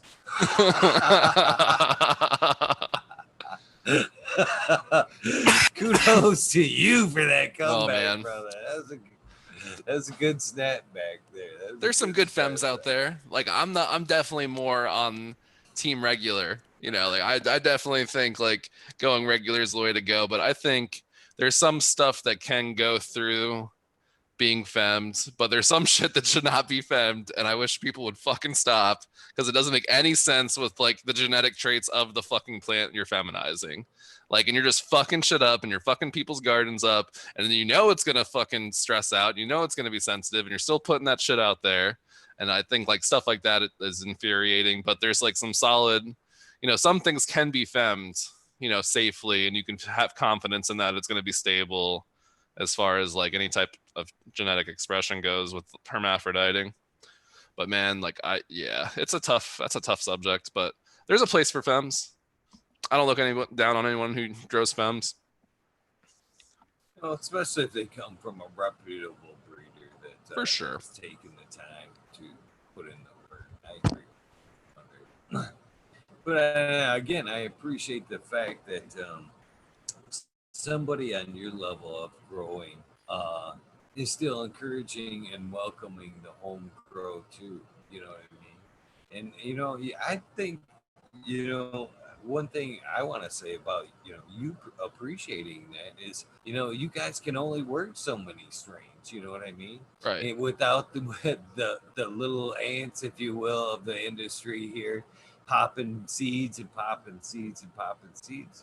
It's impossible to, especially at the rate genetics are being crossed and thrown out there. It'd be impossible for you guys to go through them, introduce them into the market, test them into the market. It'd be more easier for you guys to let us little guys do a little bit of the dirty work and then pluck some of that shit and then Oh run man, with it. I couldn't agree more. And I think like that's exactly why we need to make sure that, like I don't want to see like what I'm like most fearful about, and this is like coming from like what my concerns are as like a license operator. But what I'm most fearful about is that Michigan will go like very similar to Colorado and start limiting, like our rights to grow and the caregivers and everything. And I just really don't want to see that happen, man. Like I don't think that's good for the space at all. I feel like there's like exactly what you just said is like important for us. It's important for the caregivers to have a place. It's important for breeders to be able to send all those tester packs out and people to have that plant count to do that pheno hunting on that level, because it's like it's not really, it's a really hard thing to do at scale, and it's a hard thing to do right, especially like at the end of the day, like people with these licenses have a profit motive, and they're like their main thing is about making money. um so it's like it's good to see like a nonprofit motive driven, R&D going on at that level, because a lot of it's coming from just passion projects for the most part at the caregiver space and that level. So much to gain from it as a whole, as the cannabis industry as a whole at all levels.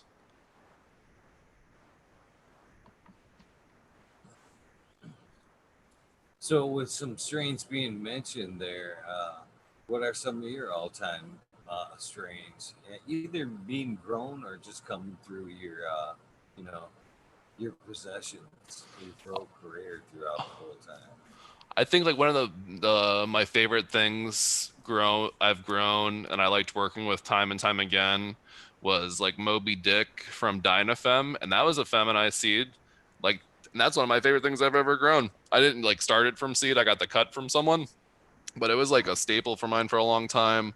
The 818 headband that I had originally gotten when I first, like when I talked about when I first moved to Michigan, I kept that cut for so long. Like that was a staple of mine. I really liked it. Had like a sour apple terp profile mixed with like that diesel smell. So that I loved it. And it was just like I could like you could do anything to that plant and it would produce, and the quality would be there time and time again. Um I like cherry pie. I mean, I know like that one gets a bad rep for like herming and stuff too, but I really enjoy that as a smoker. Like for like my personal smoke, I really like the effects of cherry pie and those cherry terps, like that cherry pie crust terps, like really just kind of have a calming effect for me, which helps with like my anxiety levels. Um and then I grew I had mentioned him on the last podcast that we did together, but Cosmic, the guy that hung out at HTG and Taylor, and we had hooked up for a while, like on testing different seeds from him. He had it was a Ghost OG crossed with chemo for like the Canadian chemo cut, crossed to his breeder male plant that has like some type of unknown origin. But it had a I got it tested, and it had at the time one of the highest CBG results, and that had been tested at the time, and that was always great smoke, and it was different. So that was one of my favorites too. Um, I really like, and then like what we've grown at the facility so far. I really like the um, that super lemon haze from the Super Lemon Haze cookies cross from Ethos, like that's like the terp profile on that was insane. Had like six different terpenes in it. If like it had definitely has like that sativa uplifting effect from it, and it didn't give me anxiety. Like some sativa terp profiles can definitely give me anxiety, or that one didn't. It was just more definitely like a clean energy. So I like that one a lot too. I'm glad we found that pheno. How much gear have you ran from Ethos? I think like we didn't run any of their stuff up until starting the facility. So but we've gone through our first two rooms were all from Ethos. So it was like 8 different cuts. So I think like let me try and name them all off. But we had their Colin OG, the Mandarin cookies, the Super Lemon Haze cross of the cookies, the Skunk Hero from them, 10th Planet, Grape Diamonds, Quattro, and what was the last one? Banana Daddy. Yeah, so that's what we ran from them these first 2 rooms. We're all from high vigor. For the most part, I'd say like the Grape Diamonds was probably the only one that wasn't super vigorous. Like those plants kind of stayed pretty small throughout the process. Like, and like, and those are circulating systems. Plants get fucking big fast, but those ones are always like, like slower at every stage than everything else. Um, that like everything else though, for sure, like it takes right off. Like definitely a high vigor with those. I mean, we hit everything the Mandarin cookies tested out at 28%. The Colin was like 24. The Super Lemon Haze was like 23, but it had like the crazy terp profiles. So there's like great terp profiles mixed with the high cannabinoid levels. So I gotta like give it out like a shout to Ethos. Like I'm happy with the stuff for sure. His gear has been really, really solid. So I'm excited to keep on running it. So we got some phenos picked out that will run for a few more times before we change the season to a different theme. Like for anybody who doesn't know, like our first theme is the conspiracy theory stuff, and then in the fall we're gonna change it to something else, and we'll change the genetics up too. But we'll keep that little under wraps for now. Got to tease everybody, Yeah, man. That's our shtick. I'd keep it under wraps for sure. Um, yeah, I asked because most of the strains I've ran from Ethos have been very very vigorous, man. It, as you have you guys found that? I mean, really, they're pretty vigorous in veg. But for me, it's in flower, man. You kick them things into 12-12, and it's like something snaps, and they just like Oh take yeah. right the fuck off, The man. It's like, Mandarin cookie oh, and the this. skunk hero from them like blow up. Like they just blow up as soon as you flip the photo period. Those two are extremely noticeable. The Super Lemon Haze too, for definitely notice it. But the Mandarin cookies, like I mean, you like these 2 foot tall plants turn into like 6.5 foot tall, 7 foot tall trees in like 4 weeks, bro. It's like fucking is it was crazy to watch. And like there's like 24 different phenos in that system. So and they all 24 just blew up. It was a sight to see. I can believe it. I grew there out there. Well, I've grown there. OGO, which was a great strain. Really reminded me like an old school, like Sweet Island skunk. I mean, it was like identical to what I remember of Sweet Island skunk. It's very It's yeah, it very definitely much. has like our super skunk has that, or like the skunk hero has that same type of terp profile as the sweet skunk. I definitely feel like that's what the one that's got to be in those guys or girls. That that one was good. And then I had the Insane in the Membrane, and that thing is just it's nuts, man. I it's an LED flower right now, and I just realized just yesterday as I was looking over, and I was like, shit, I got another one here in under the HPS. I can't tame that thing under HPS, man. That thing, I've been noted to saying if you're gonna flip it under HPS, man, damn near needs to be 6-8 inches to be tamed in under flower there Yep. because it hits the ceiling almost every time, and this Yep. time it's going to be no exception. LED tamed it a bit, but man, that strain is crazy. So it almost makes me wonder what kind of, but they must have some kind of Mac Daddy dad that just throws that vigor into everything it touches. Yeah, he's definitely got some vigorous males, but as far as like that lineage must go, because that's what I mean, in room 3 is the keeper phenos from a lot of the stuff from the Mandarin and the skunk, and we made sure, like, the one downside with our rooms, if I could change anything, would be like automatic lights. Like right now we have to like manually like change the height of the lights, but like for this run with the second round of it, we raised our lights like an extra fucking 12 inches because we knew the Mandarin was going to stretch so much. That's a great strain. I've had that. That's super tasty right there. That Mandarin. Yeah, it had like really high myrcene levels, so it really gives you that like sedative effect. What I liked about that Mandarin was it was a nice orange. It's Yeah, it has that. orange Yeah, it has orange. that It like wasn't orange burnt tangerine orange. smell. Yeah, It's very that's a lovely. fine line too. And as much as I do enjoy the orange terps, and even the orange burnt side of things or orange rotten side of things that are super tasty, but for me it's that really fresh, almost fucking zest, orange zest like smell and taste is that's the one I really enjoy, and that's the harder one to find. And the harder one to grow is fine. As far as that one goes, that one's usually the velvet, the velvet bit. So tons and tons of hair, really needs that extra support. Kind of a bitch, but a pleasure to grow. Yeah, yeah. That's what I will say about the ethos stuff is that it's definitely like a little bit like, while it's like there's a lot of vigor there, like there's definitely some play. Like those genetics are sensitive. Like I definitely, like, we had to tune in like the environment and the fertilizer regimen there quickly, because they were sensitive to different levels that like you wouldn't like see with other stuff ran in those systems. Kind of like gets back to like I think you called them race car genetics the last time. So they're very much like need to be tuned. Oh, for sure, for sure.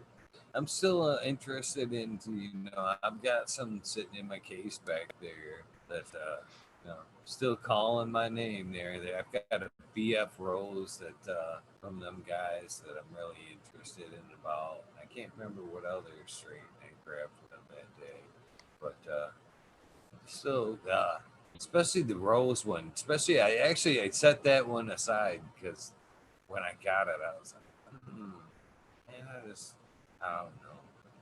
And then Yeah, I started interviewing some of these like Canadian growers, and they talking about the Midnight Rose and a bunch of rose strains and how good they were. Now I'm like, am I fucking missing something here? You know what I mean? It's inching its way to the front there. I don't know what it is, but it's calling. yeah, we got a bunch of different stuff. Like we're pheno hunting right now from just like we're going for more like, we're Lemonati family farms. We got the lemon in the name, and we don't really have anything. Like we got a couple like super lemon uh cuts, from the super lemon cookies that have a little bit of that lemonine terp profile, but no, we want that super lemon zest plant. So we're got a lot of lemon crosses. We're pheno hunting. That's going to be going in the next flower room this week. So we're really excited about that.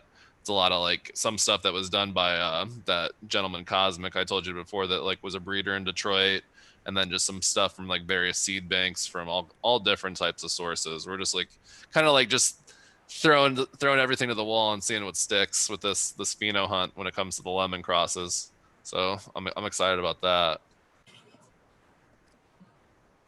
So, what out of everything you're running, and maybe out of everything you ran, we go even take it there. What has been your most interesting turf profile that you've come across out of what you've ran, or you're working with now? Um, I think that, I mean, honestly, like I'm really not trying to hype this up, because like we're launching or whatever, but the I think it's called it's going to be Watergate is the conspiracy that it's tied to for the Super Lemon Haze cookies. But that's her profile, man. Like, I'm not a huge sativa guy, but it has like I said, like 6 different terps, and there it has that like that pine smell, but then it also has the haze smell. It's just, it's really got this amazing aroma. I'm like if I was to point to anything like as far as like terpenes go, it'd be that. And then like my second favorite would be I had a grape ape crossed to an original bubble gum a few years ago, and that one smelled exactly like like the pull grape tape stuff that you'd like unwind and snap off. It smelled just like that grape tape bubble gum. So that's probably like my second favorite one. Like a Concord grape almost. That's my Exactly. favorite. Yep. Yep. I'm gonna bust in on some purple punch. Actually, I don't know how I got here. I know we kind of touched on a little bit on that package I got today, but without, I don't know. I still don't know the legality. As far as I know, it can go from medical to medical, right? I don't know how that works. I don't Either know. way, I think so much is open to interpretation. So there's only been like so many test cases. Like I feel like we've been figuring out the driving legalities and the courts for like since the whole inception of the program. Like that's all the courts have really tested, all the driving stuff. We haven't even gotten to like clone sales and like do I have to reside like in the place where I grow it? Like those types of things I feel like are still like ambiguous as far as like interpretation goes. So who knows, man? Like I mean, at this point, like I mean, we're still fighting for something. Like the whole like that like our whole conspire with us tagline is like supposed to like bring attention. Like this shit's still federally illegal. Like no matter what we're doing at any point in time with the plant, it's federally illegal. Like like I see a lot of like like great people in the industry, but there's a lot of people kind of like in the regulated side of thing on this like regulated high horse thinking that they're better than like someone as a caregiver. But it's like, bro, like you're still breaking federal law. Like you're a criminal. Like, and I'm sorry, in the eyes of the federal government, you're a criminal just as much as the guy in the basement. right on, right on. With all that being said, I was very lucky enough to be gifted some of my first my first taste of California sunshine grown cannabis, and was gifted to me by some great people, and I got to try. I'm getting ready to roll up some purple punch that was grown outdoors. Nice.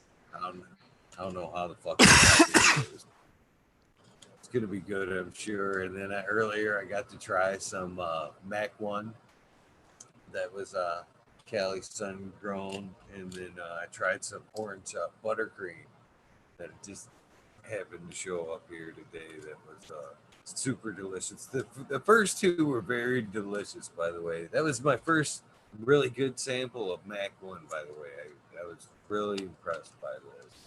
And Nice. so now I got this nice nug here of some purple punch. I know it's always hard to tune in that shit, but it's super dense, nice and frosty. Can't wait to try this shit out, man. The Oh, miracles that happen these days, man. The miracles that happen these days, man. I'm jealous. Like that's the craziest thing. Like I always have flour on me, but the craziest thing with like having the facility is like not being able to just freely take the weed out of there. Like it doesn't work that way. That's they got to only be a allow little half. heartbreaking. Oh, dude, you only allowed so much transfer out per employee per 30 days. So as soon as you hit that cap, you're done. All right. I would hope that that's for on the employee level there. I hope that's all personal. It's all on the personal Oh, side. for sure. Keeping it Yeah. Yeah, no, that's it's so like it's just so tightly regulated, the inventory stuff. It's like I it's just so can't imagine working ironic. in the candy store and not being able to fucking have none of the candy. It just seems torturous. It really is, especially like for trimming. Like it should be what should be illegal is having to trim without smoking weed while you're doing it. Like this is what's criminal. Like trimming weed sober is criminal. Yeah, I don't even know how to not like trim and just be like, if somebody's around, be like, hey, roll that fucker up. Right? Honestly. Break time. There you go. Roll it up. So are you But guys at least allowed to, to have safety meetings, if you will? I mean, what people do when they're not on the clock and not on the facility premises is, that's their personal Right life. on. I believe in personal freedoms and expressions.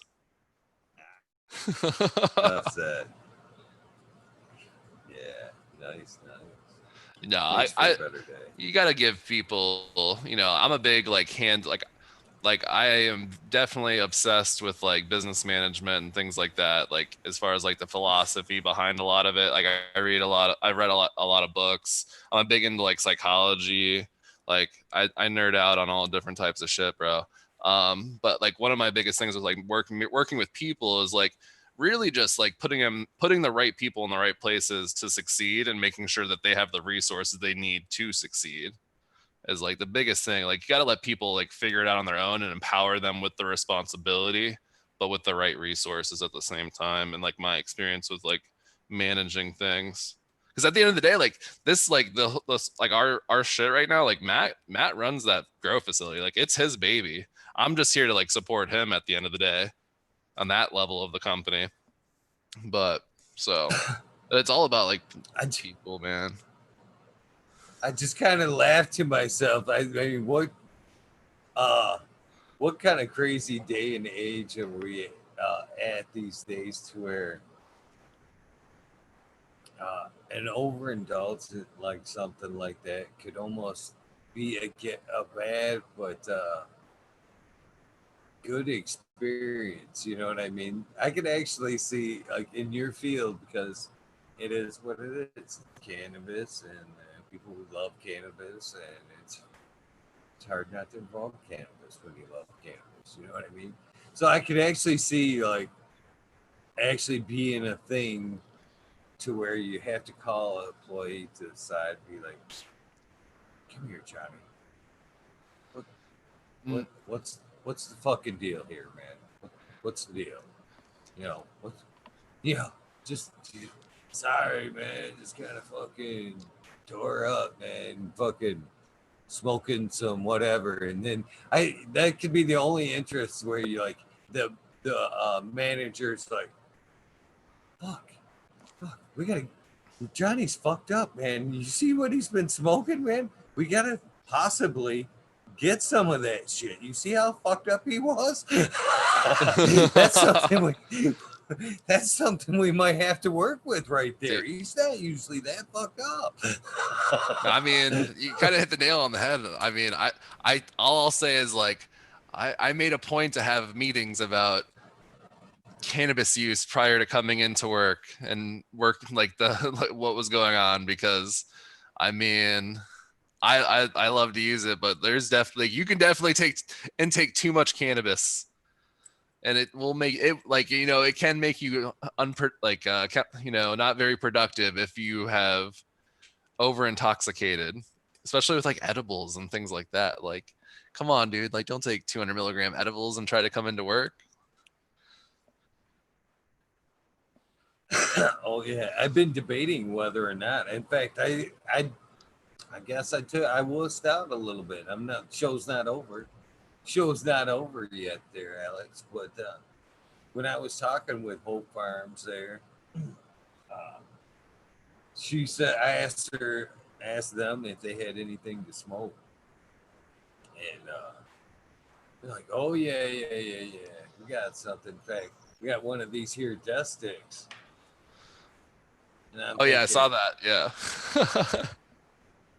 she's like, in fact, it usually takes 1 to 3 days for somebody to get through one of these. And I was like, oh yeah, that's a challenge I'd take. And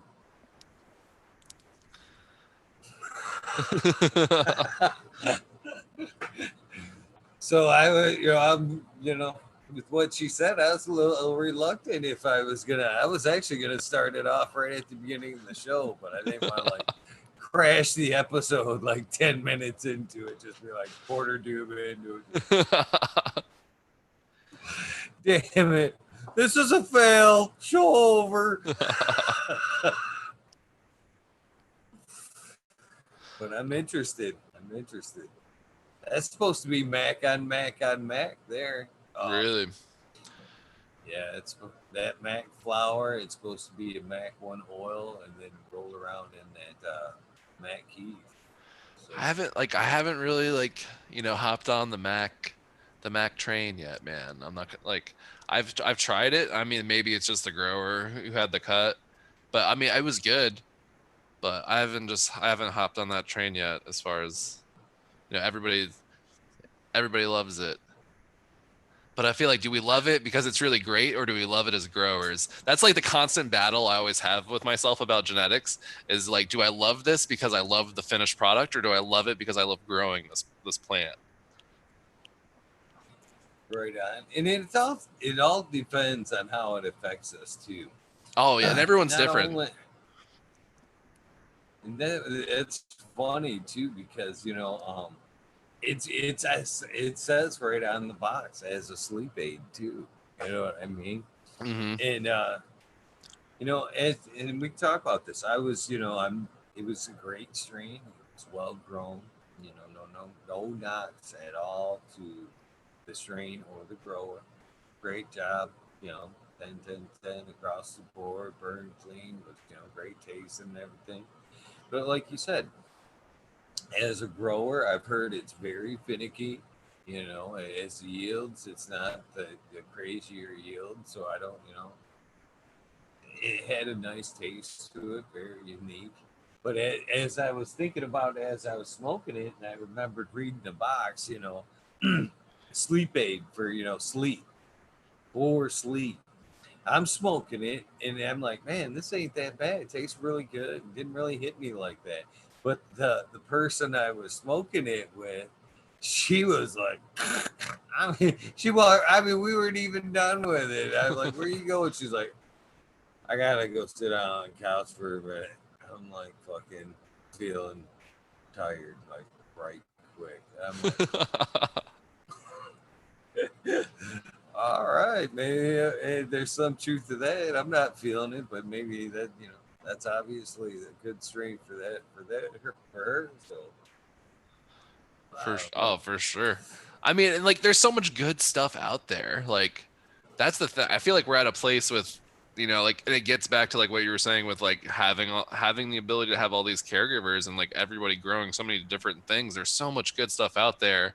It's really hard for me these days to get caught up on any one plant. So it's like the whole hype beast behind strains for me is like I don't know, like it's not it's not as much of a focus for me. Like I want to try as many different things as I can. Like I'm always like, someone's got something different. Like I want to try that out. I want to know what the terps are like, what it's gonna make me feel like. So that's kind of like where I'm at, like my cannabis journey right now, as far as like what I like to consume and how I like to consume. Is there any Michigan growers, or not growers, but breeders that have your eye right now, or at least some of the strains they're working with, or they're just Um, something that you respecting right now?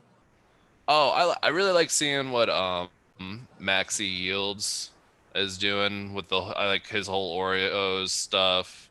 I actually helped keep that plant alive for him to continue breeding with that and whatnot at one point. Um, so I always like to support him. I think he does a good job. I think he's definitely like breeding for unique expressions, which is cool to see. So I definitely say I don't know if you're familiar with him, but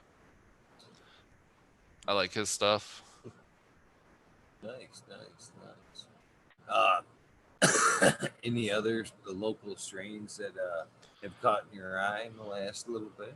Um, like I mean, I think I mentioned like Tim on our team like has been breeding stuff for a long time here in Michigan. I've liked a lot of stuff that I've run from him. He's got some unique crosses with like some more like Tim Bean Ninja on Instagram if you want to check out like what he's crossed and the genetics he's working with. So I think he's got good stuff. Another one, I think it was like Space Age Genetics. He always had like he was like doing getting cuts from Gauge Green at one point and was doing some different like breeding stuff with my buddy Cosmic that I've talked referenced now. So they were always doing stuff, and then Cosmic, like this old timer who's lingering around grow shops in Detroit, like who has just been collecting genetics and crossing them for such a long time. Like we have like one of those, like we have a winner of his that's going to be like in a future lineup that's just amazing. So like probably people you wouldn't like really hear about. That's why I want to hear about them, Alex. That's why I want to hear about them. If somebody doesn't shout them out, then you'll never fucking hear about them, brother. That's why I asked. Hey, can you hear me? Sorry, my mic. Yeah, I'm always. Sorry, dude. But yeah, that's so I would check out like Tim Bean Ninja. He's got seeds. I don't know if he'll sell them, but he might just give them away. He might find them somewhere. I don't know. But just there's so many like there's so many good growers out there. Like I don't base like you don't like I don't think most certainly there are way more qualified growers and better growers as caregivers right now than there are probably at the regulated level. That's not to knock anybody, but that's just like the passion for the plant in Michigan at that level and scene for so long here. Like I think a lot of people underestimate, the growers of Michigan and how passionate they are, in relation to anywhere in the country. There's just so many good genetics here in Michigan, and there's so many people willing to share them. And that's why like I'm really happy to call this place my home at this point in my life, and hopefully for forever. Like I just love the community here, and there's just so many amazing things. So you said that we're just kind of weeks out from being able to, the product release of the conspiracy series. Is there going to be a spot up here in northern Michigan where I'll be able to go sample some of that product? Yep, we'll be in Traverse City. We'll be making the store announcements next week. I was really like when I told you just tonight, man, I was really hoping I would be able to make those announcements on your show. That was the goal. But I just gotta finalize. We're gonna finalize some things. Make sure that everybody's supported in the way that they can be supported.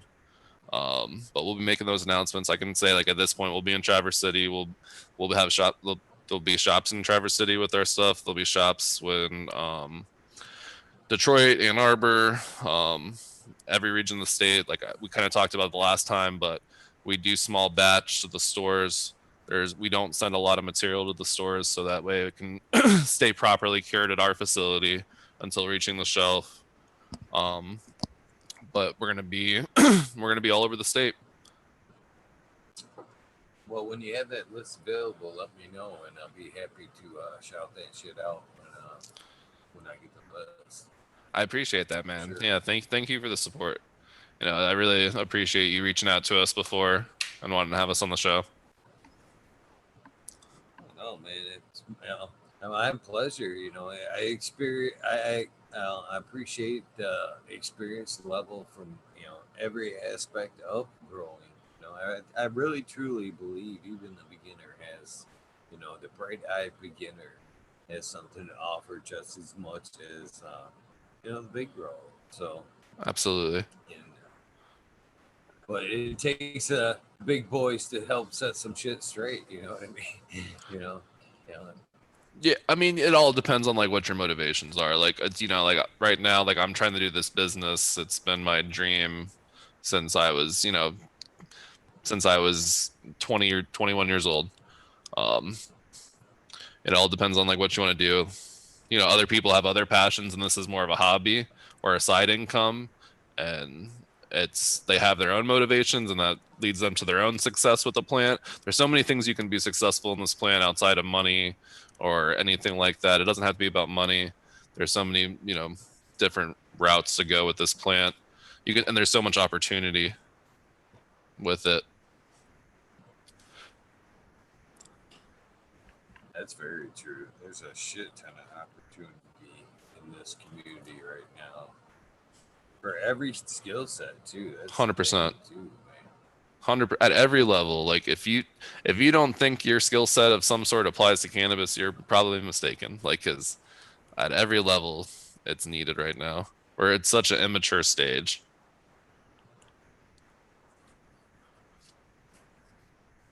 For sure, for sure.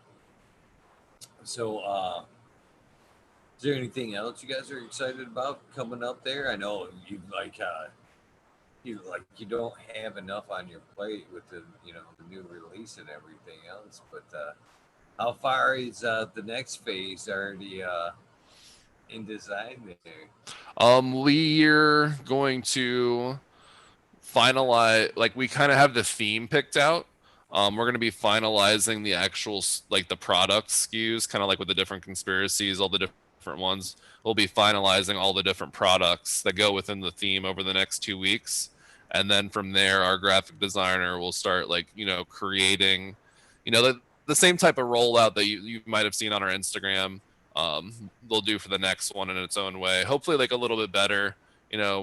We want to take a lot of like of the stuff from this first crop and like improve the consumer experience even more. Like we'd like to do even like I'm really happy with the way our packaging came out, but I think like there's always a way to step it up and like offer more value to the consumer for their dollar. Like we're really just trying to give the consumer the most amount of value for the dollar spent on the cannabis in a retail setting, because we know it's not always economically palatable to spend that much on cannabis. So we would like to give you the best experience while doing so, because I think that's what the consumer deserves. So, in this time around, is it more like explaining a conspiracy, or is it,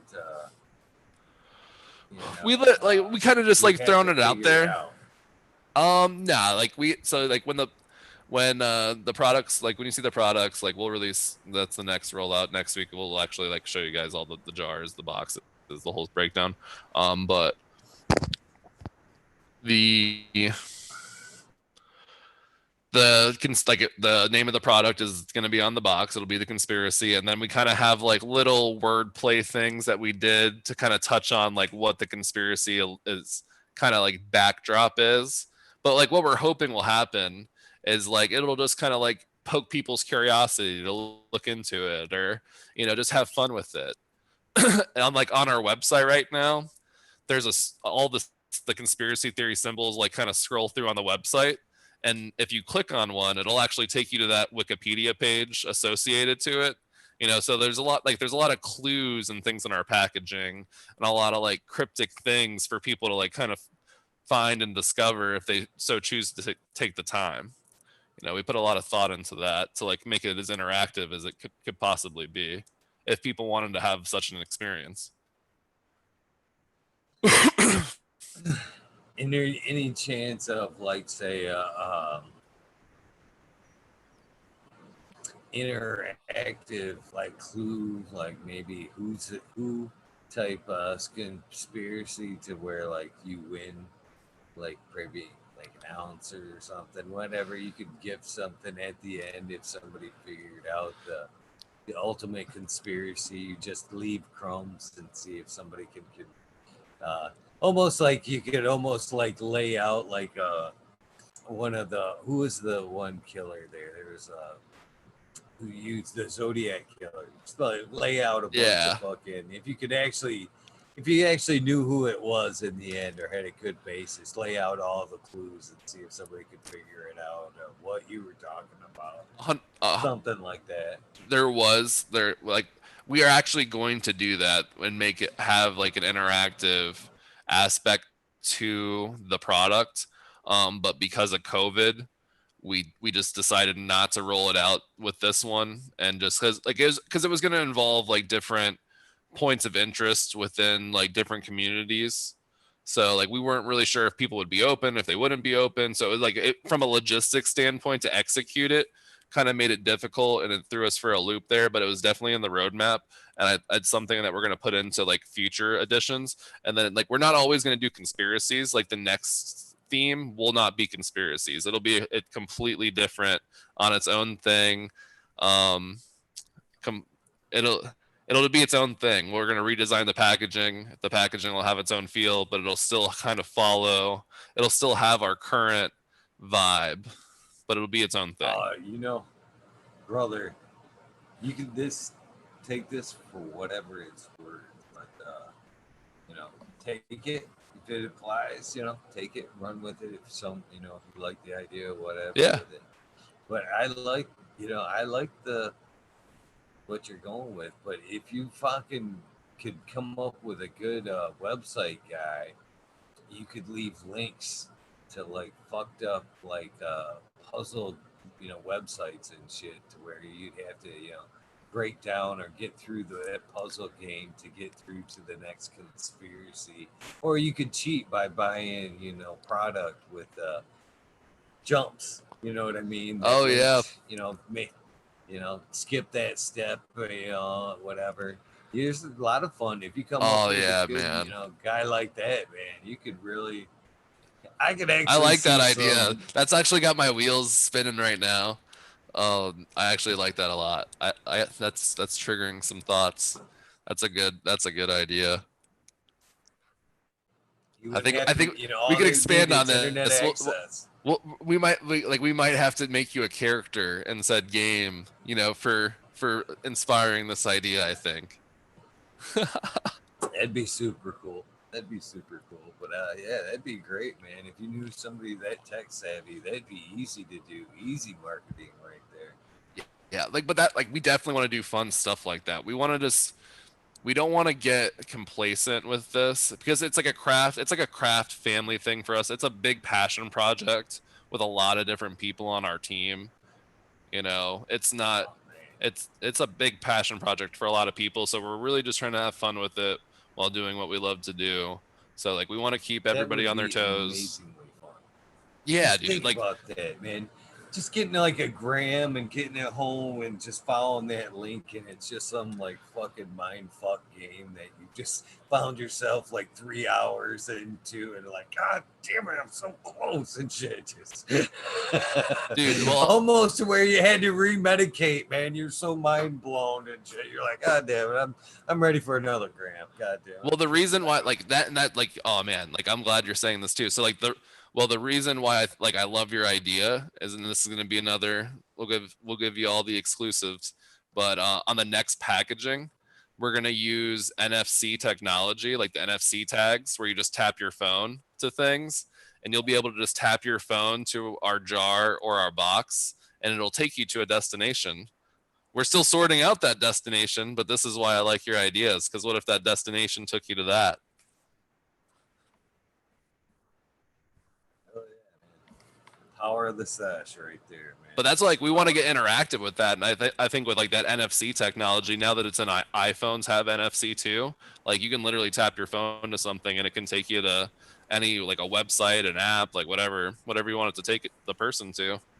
So we can make things interactive, and it's definitely something we want to do. We want people to have fun, like especially like even for if you're using it medically, like I mean, Patch Adams is one of my favorite movies, so it's like let's like have people have a fun, enjoyable experience while medicating, because like the positive vibes of it can be healing in itself. Man, oh, I love this idea, by the way. You you need to come up with a good announcer guide too, with the whole like Now that you've unlocked the Lemonati secret, that fucking ching, it's got to come out fucking prompt. You know what No, I mean? Yes, yes, yes. It's you may achieve the next level and look up into the Illuminati that, and now you're talking about levels. You're getting into too much. We can't talk about the levels yet. The levels will come later. Yeah. That's another episode. We'll talk Oh. about the levels.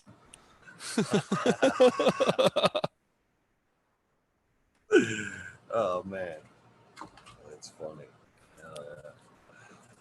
But Yeah.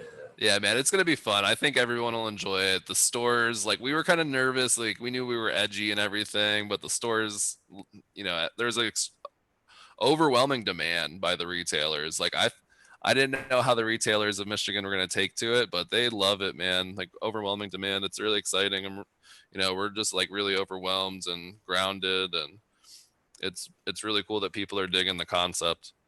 I mean, I really appreciate it to everyone out there.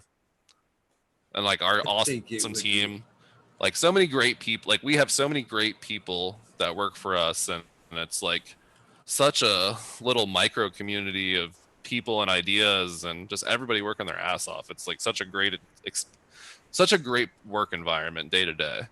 Like we're all feel very fortunate. Be nice to see you like match the terpiness to like some of it too. To me, you know what I mean. So the terpiness, so like you met to some of the things you're like bleeding off to the real racy strains that make you think have to be to the more crazier conspiracies. You I know what know. I mean? I 100% agree with you. I think we could have done a better job with that this time. Um, but it's something that we definitely want to work in better going forward. I couldn't agree with you more.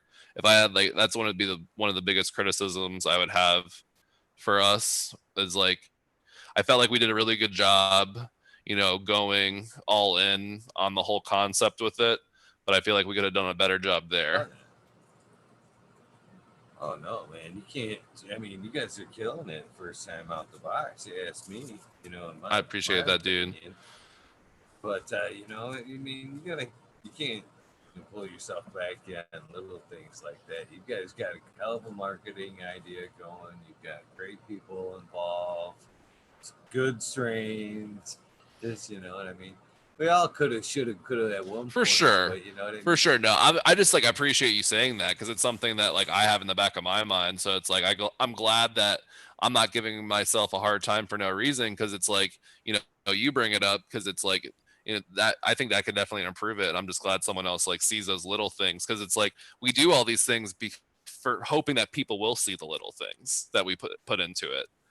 So I'm just happy that you have like you've noticed that much. I appreciate that. So, how have you liked round two so far of fucking talking shit with Eagle? Thank you Oh for man, coming back on, by the way. for sure. It's super chill.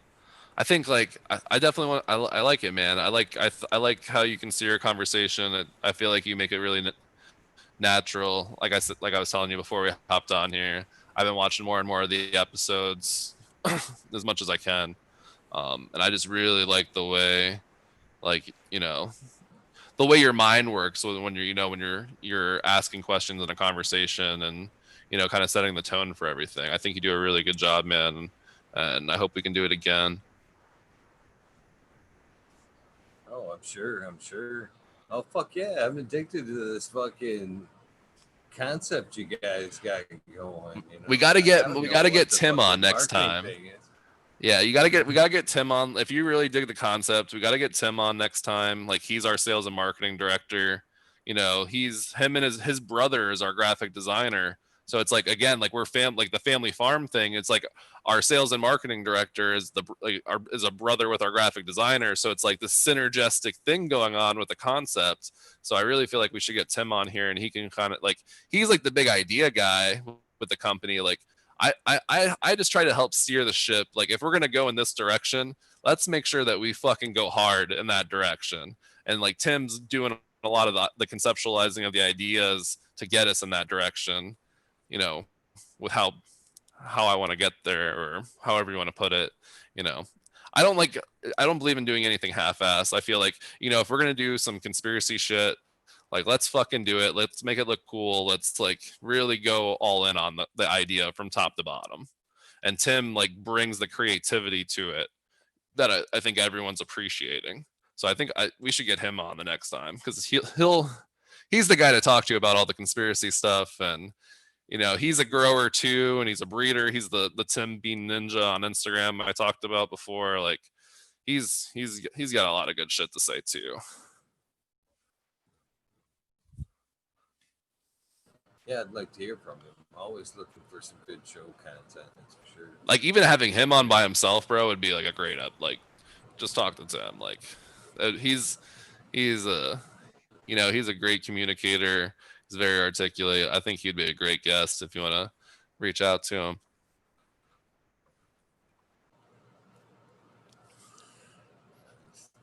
So, what time's the workday start for you?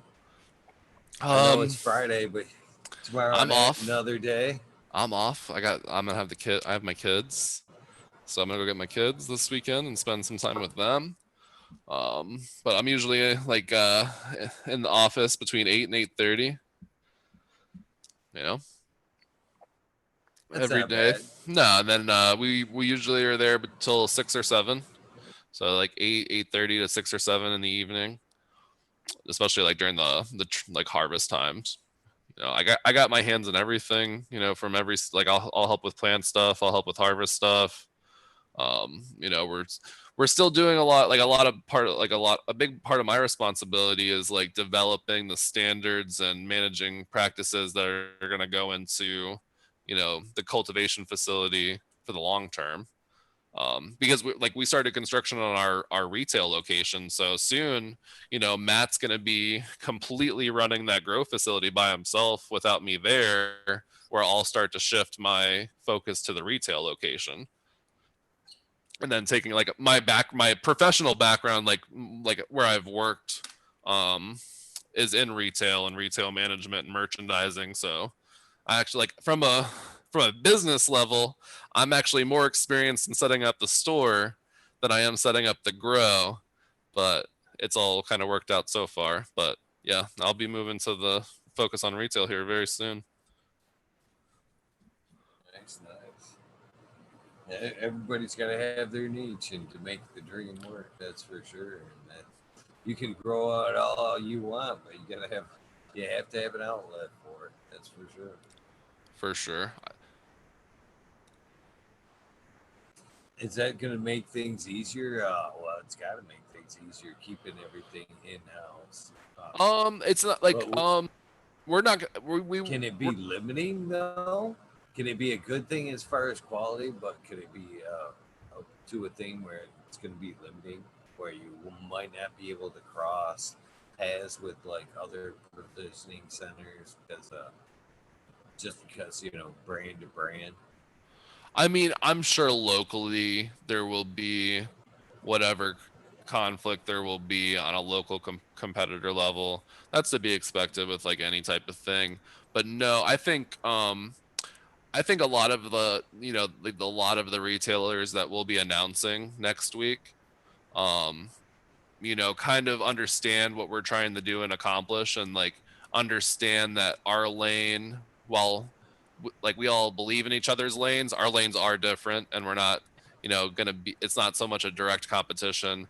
We will not be funneling only our stuff into our retail shelf. I don't believe in that. As someone who's worked in retail for a decade, I would never do that. I don't think that our stuff would even make up more than 15% of the shelf space. That's not my vision for our store. I want a lot of craft product in that store, and I want a lot of a variety. I want to support the community at that level and kind of steer cannabis retail in the consumer focus. Oh man. So let's talk. Can I go on a little rant real quick, Eagle? Absolutely. All right, bro. Absolutely. Please. And this is not to talk down to any of my peers or judge them. I think it's just a practice that a lot of people have gotten into in the cannabis business world. But let's talk retail margins. Like in my experience in working retail for a decade, most of the margins on consumables that I've sold are between 21 and 25% margin at the retail level. Um, it definitely seems like many retailers in the cannabis space for a consumable product are trying to make 100% plus margin on the consumable, which is what really is driving the high prices that we're seeing for the store people right now. It likes to get blamed a lot on the high price of cannabis from the grower and the supply. But at the end of the day, if the retailer would take their 30% margin on the consumable product, I don't think they would. They very much underestimate the fact that if they took a 30% margin and had prices very similar to what people can get from a caregiver, that more people would probably come to the retail locations and shop more, giving them more volume and actually making more sales through volume and profits that way, rather than trying to double their money and take and sell cannabis to the consumer that isn't worth that price point. Um, but I think like that's the biggest issue with retail cannabis right now is there is a very much a disconnect from what is average as far as a retail margin and what is going on right now for a consumable and cannabis. I think it's spot on, to be honest with you. The overpricing of cannabis as only, especially shitty cannabis. In some, I'm not saying that's your case, but it is in some cases. Is just sending them more back to the caregiver. You know what I mean? It don't make 100%. sense to, they want quality, and Right. right now, this is this is one price. This is one point, and then this isn't help much, I guess, because this is it's it's just something I've seen fall aside in it, and again in a retail market like you're approaching. This is cowboy land. You know what I mean? It's so there is going to be changes along the way that are hard to deal with. But this one aspect that we're talking about comparison. You know what I mean? Direct from caregiver side of things, and one thing that bothers me, and then it's even worse now with COVID, is as laws change here in Michigan. We used to be able to go up, go into a provisioning center, whatever you want to call it back then, and go up and smell jars. You know what I mean? Yeah. And it wasn't necessarily we weren't going by numbers by that much. It wasn't Hmm. as big of a thing because as we rolled that thing up, them jars under our nose, it unlocked for us. You know what I mean? It gave us our individuality to pick out our strains, let our palate pick them out for ourselves, and slowly that got weeded out. And now, fucking right now, we can't even look at the cannabis we're purchasing, much less being able to let our palate pick it out. And that is somewhat of a bummer. Is there any way you can see in the future that may bring that aspect back? I mean, it's easy to give us a description, but like I said, there is something to be said about just running your nose under the product, over the product, and deciding if it's for you or not. I mean, to me, I can tell you this: peppery strains for me give me anxiety, but Yeah. peppery strains for people who have anxiety are excellent. So for me, as as a consumer, if I'm just blindly, I want to try that today, and I fucking get home and I find out, man, this is peppery as fuck, I'm gonna be a little bit bummed out. It'd be nice if we could go back a little bit to the scratch and sniff, almost, if you will, or something close. Yeah, man. I really hope that changes. I don't know how. I think it will change. I think the whole smelling of the containers will come back. I certainly hope it does. But that's why one of the like that's not only why, but one of the big things is like one of the big reasons why we terpene tested everything is like with not being able to smell it, like can we at least tell the people like what type of aromas they can expect in the flower? Like can we give the consumer some information? Can we like try and care about what they care about a little bit rather than just trying to sell them weed for X amount of dollar? So I think like that's why like we terpene tested everything. I really hope it helps people make, a conscious decision and what, aromas they can expect, but not only what aromas they can expect, but like hopefully make, figure out what terpene profiles really help, alleviate whatever thing you're trying to do or whatever ones relax you or whatever ones give you energy. Like we really hope from releasing our terpene information on all of our flower that people can start making those decisions and realizing like the smells and aromas that they should be looking for with things. And I really hope everyone else jumps on the bandwagon. I think it's definitely valuable. I think people will. I think it'll get there, but it's expensive to run those. Like I mean, it's expensive to run those terpene tests. So I get what people haven't, Oh but it, hell yeah! but it's. I think it but like you can't smell the fucking weed, bro. Like you can't smell the weed. So like at least like let's tell them what it's gonna smell like through science. Yeah, and I appreciate that you guys are going the extra mile at least on that. And I hope that if they can't let us smell the jars, hopefully they can at least provide consumers with. I don't know. For me, the smell, the terps really dictate a lot. The for me it goes. It works like this. For me, okay. As I fucking run my nose over them jars, that ultimately kind of dictates the ones that I'm going to be drawn to. And then for me, the THC number kind of, is more relative to the strength of the Right. effect that I Like really how much get. you have to You like know, smoke to get to where you're trying to get, with the terp yeah, profile. Yeah. right. But for me, it's more over that it is that terp profile that goes. Yep, that's the one for today. And what I hope that if we can't smell the jars, hopefully they ultimately there's better descriptions, like you say, very thorough, and maybe even if you're not like brands like yourself that I'm sure you will, if they're not doing it, on the brands, that at least the bud tenders are supplying a terpene chart that they can match up to descriptions. You know what I mean? These oranges are great for Yeah.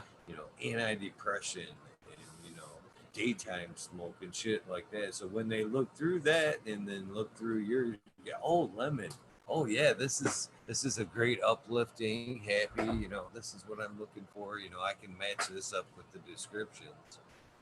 That's the only next best thing I could think other than a scratch and sniff. Do you ever think we'll get to that point? I don't think we're far from that, to be Oh, no honest with you. way. What, like Mike Tyson's supposedly printing beverages or something? Like I read an article on, so we got to be close to scratch and sniff if we're printing beverages. Like, Right. There's got to be a way that you could have a terp profile matched and then sprayed on a little paper so when they actually looked at the package, they could be like, yeah. I just hope that like you just oh smelled the snap! There weed. it is. It's so strong I can smell it right through the pack. But yeah, kind of be legal still for shipping. I guess I don't know. Yeah. So, yeah, There will be a solution, or they'll just let us smell the fucking weed. Like that would be great. I think once, yeah, I mean, that'd be especially for recreational, like why not? Like I get for medical, like like you're dealing with some people could have compromised immune systems, and what I get that, but for the recreational side of stuff, especially like within the commodity models of sales that we're in, like we're selling this like a commodity, but we can't buy it like a vegetable commodity. Like, what's the point? Even like a perfume bottle, terps, you know. Yeah. What's this one smell like? See, there we go. Like, see, like there we go. So the dispensary could send some stuff off to get to the terp oil extracted, and then we could just miss people with it. You know, you just solved the problem. There it is, right there. I think you're right. Shit. It's funny stuff.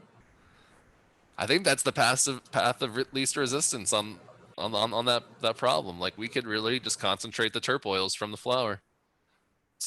Oh, there you go. Maybe even like in a roll-on form. That'd be the best. There you Because go. you couldn't. Then you could side by side them. You know, you'd be like one stripe of lemon, a little pine down there. You know what I mean? Set up. You know, unless you really liked it, then you'd be like, shh. Fresh out of the garden. You don't want to get pulled over after that visit. That's funny. Oh man. But there's lots of room for growth with like when it comes to retail cannabis.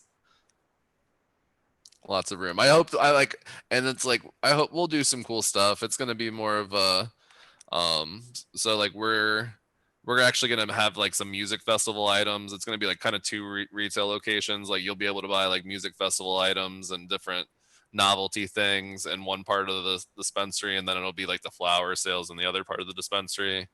And we're gonna do some cool stuff with it to kind of like differentiate it and just treat it more like a real retail location that's like focused on the consumer. Like we just want to like, like we're not going to be bleeding people. We hope we can offer some really high quality stuff for a good price and show you a good time while you're spending money. You know what I like about your guys' marketing thing is, and it reads back kind of on what you said there, Alex, is how you were talking about the high overhead in a lot of places like that. If you dial back the costs and you know, this is the really cool thing I think about what you guys are doing here, because it opens up to like a twofold opportunity. You could, and again, this is just hearsay talking, but like, you could dial things back a little bit more, and then in your own stores there, you'd be pushing a little bit of the merch, collectible merch, and shit, Right. you know, really cool T-shirts that people collect that kind of makes up a little bit for that overhead. You know what I mean? Of pulling it back, but you're making it up a little bit in collectible merch. You know, so every time that you do change up, well, it's time to buy some new T-shirts to support your local like greatest conspiracy, if you will. That would I think that'd be a cool aspect of it too. Exactly. And man, that's exactly what we're trying to do. And like you hit the nail on the head. Like that's exactly what we want to do. And it's like, and not even just like our stuff, like just like if we get like local artists, local designers, like whatever type of, whatever fits in with the vibe of the store, we're just wanted to like really be focused on the cannabis consumer because like too much focus has been on making money and not on taking care of the consumer. And like I don't know like where a lot of other people's business experience comes from, but like from running businesses in my past is like pleasing the consumer is like the top priority. Like everything else is like secondary. That's a double-edged sword right there too. That's a tough line to walk, man. That's a tough line to walk.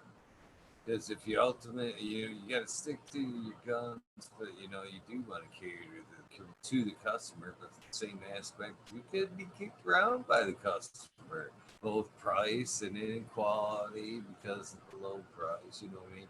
If you listen too hard, you have to bend and compromise. Or there has to be a point where you just go, I'm offering the best for what I can do. Oh yeah. For sure. No, that's like you gotta, you pick your price point. You pick your price point and where you want to come, like with whatever you're doing, and like you do whatever you can to offer the best for that price. That's like that should be the goal, in my opinion.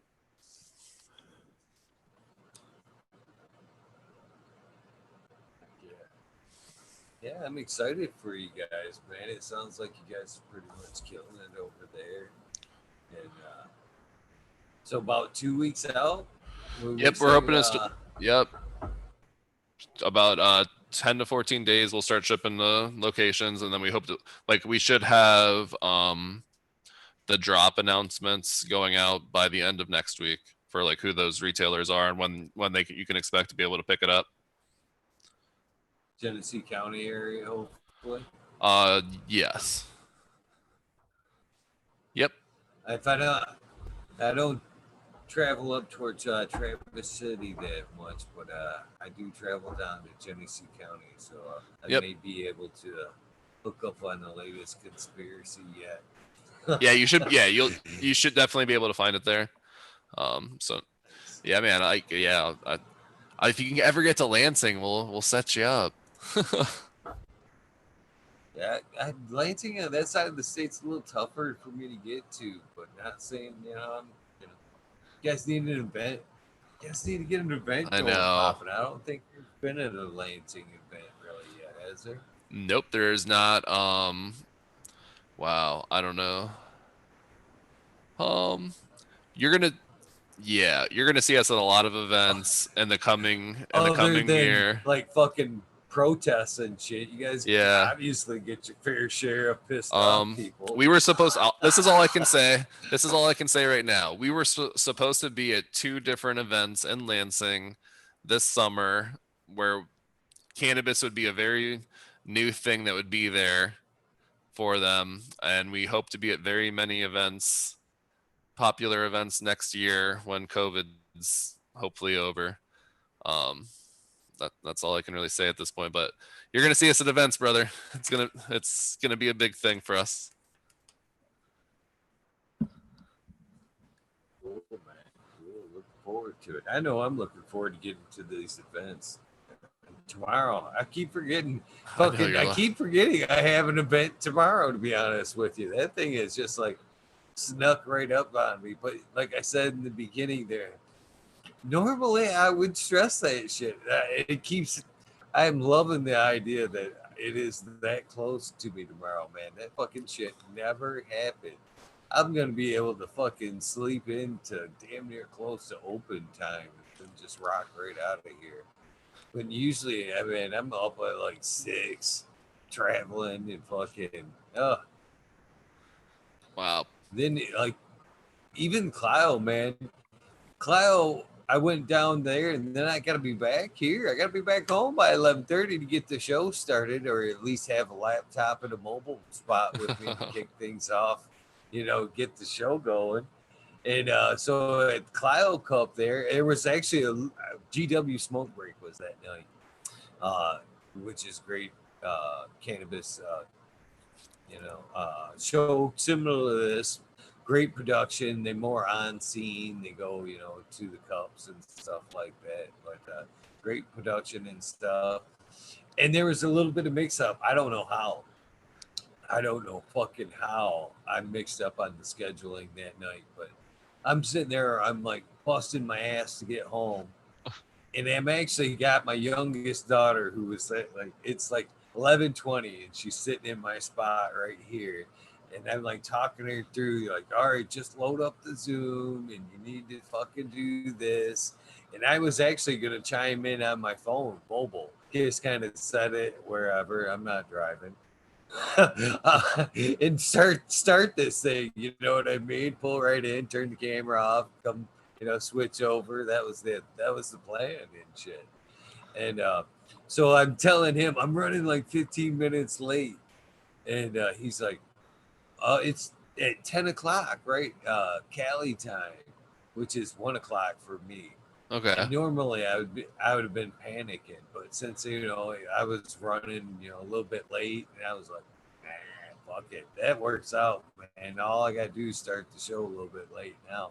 Ended up perfect. I ended up being like 20 minutes late home, so the show started 20 minutes, and able to catch a little quick meal before I got things going and shit. He chimed in a little bit later, but it was the first time the scheduling fuck up worked in my benefit. And again, tomorrow is going to be awesome to be able to stay till fucking late and then just be able to rock home, fucking run right in. I guarantee tomorrow night will be no different than Kyle. I'll just be like sliding in. I'll have I'll have her have it all ready to where I just come sliding in, just click. Oh, that's dope, man. I'm envious of that.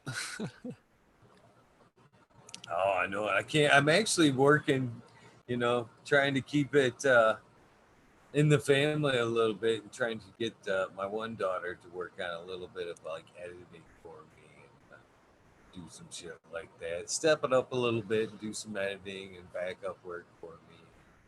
Descriptions and tags and all that fun stuff. And Oh yeah, man. look, I think yeah, I think you got a lot. Like I think you got a lot of potential. I think you have a great. I think you're gonna.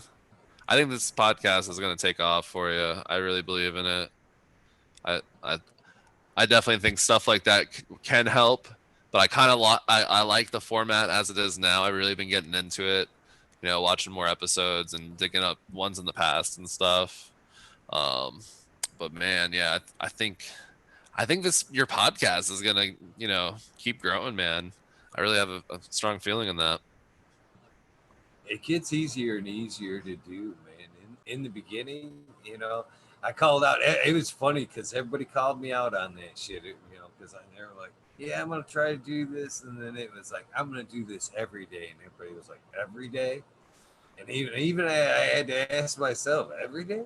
Yeah, every day. But it gets easier and easier to do. Fucking, want to do it to, set it up and be here and be excited about it still. Mm-hmm. 125 episodes into it, man. 125 days in a row, and I'm still bright-eyed, bushy-tail, fucking, you know, moments before every show. So I hope I can keep that bigger, if you will, years down the road with this. And I think it will be easy to do with, meeting great folks like yourself. And I think that's what's kept me. Um, the bigger in me is meeting new people and seeing, I've mentioned that, it isn't just the career growers like yourself. It's, for me, I think a lot of that steam comes from the bright eyed, bushy tail or plants in the gardeners. I just discovered it, that's For sure. talking to them guys. It helps. Is I love seeing that spark, man, and I think it's hard to lose, man, throughout the whole thing of it all, man. It's a very addictive plant, and it never quits giving. No, yeah, it's a really special thing that we all get to be a part of right now in this time. I'm like thankful for it every day. And there's just some like, yeah, man, so many great people, so many great experiences and perspectives, all shared around the plant. It's really, it's really its own thing. It's yeah, it's really special. Like I said, I'm very thankful to be involved with it in the way that I've been able to be and stick with it. Right. Any shout outs you want to, I know you've given out quite a few, but, never fails to ask one more time. I mean, I'm just really thankful for right now for everybody on our team and all of our staff. It just took it's a big team effort, and it's not any one person. And like I'm just proud of us for being able to work together and like, take on all the adversity that this whole process has been from beginning to now. To There's always going to be adversity, and it's really great to see people come together and accomplish things. So just really thankful for everybody on our team. So, if you don't mind me asking, what are you going to do when you get them kids this weekend? Roughly how, if you don't mind me asking, how old and what you got in store for the weekend? Oh yeah, 12 Ashland's 12, Leah's 10, and Owen is 5. But we are gonna probably just go to the beach this weekend and go like probably just hang out in at our pool and just like we just spend a lot of time outside and we're just enjoying the warm weather while it lasts up here, bud. Um, and that's about it. The last when they were here last, I have 2 daughters. The older two are girls, and they got their hair done and colored and all that. So that was our indoor thing for them. Was getting their hair done at the salon and getting it colored. My one daughter has like bright blue hair now, so that was experience. But no, we do all kinds of different Yeah. stuff, but mostly outdoor stuff. Kids are great, man. That's you know, I like you have 2, like you said, you had 2 daughters, so like, I definitely, I'm sure you're just like, a little bit farther ahead than me, but it's girls are raising daughters as changes you as a guy. Oh, you don't even. Yeah, you do know. Yeah, Yeah, I bro. got 3, by the way. They Oh, didn't be 3. mad Okay. if I cut one out. Okay. Yeah, they're. How old do you think they are? In fact, I'll give you. How old do you think my 3 girls are? You're 3. I'm gonna say like 7 years, 8 years older than my 3. Like, so we'll go like 20. I don't know what 20, 17, 12. Not bad, not bad, not bad, not bad.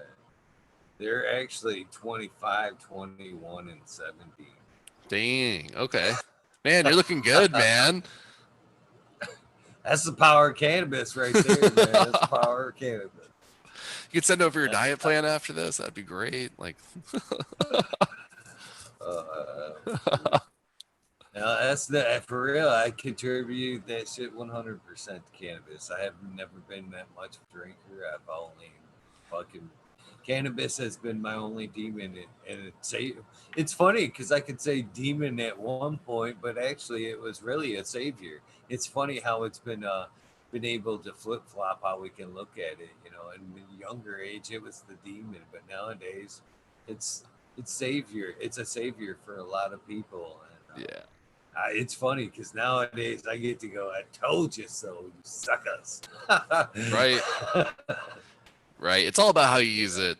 It's all about like it's just so much more accepting and like being able to come out of the closet with it and is just so great. Like before my grandmother passed away, she lived to be very old and was a great woman.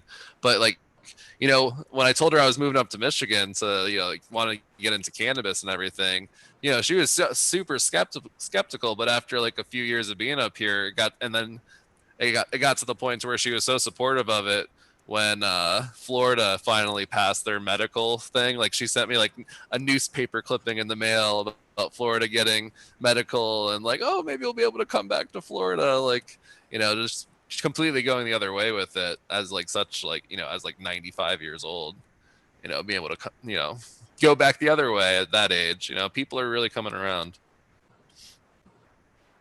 You hate to say it's going to take more cannabis to bring you back to Oh Florida. yeah. Oh yeah. Way more, especially that market, bro. Like, oh, that is the way that law is all set up is criminal. I can't even imagine the market down there. My family's from Naples down there. Oh man, I And lived in what Fort Myers for a minute, so very familiar. real close, very Yep. close, right? Is what bummed me out is like every time I went there, fucking whole town was different. And it's like, do you guys not fucking reuse buildings down here or nothing like that? Or you know what I mean? It's just no.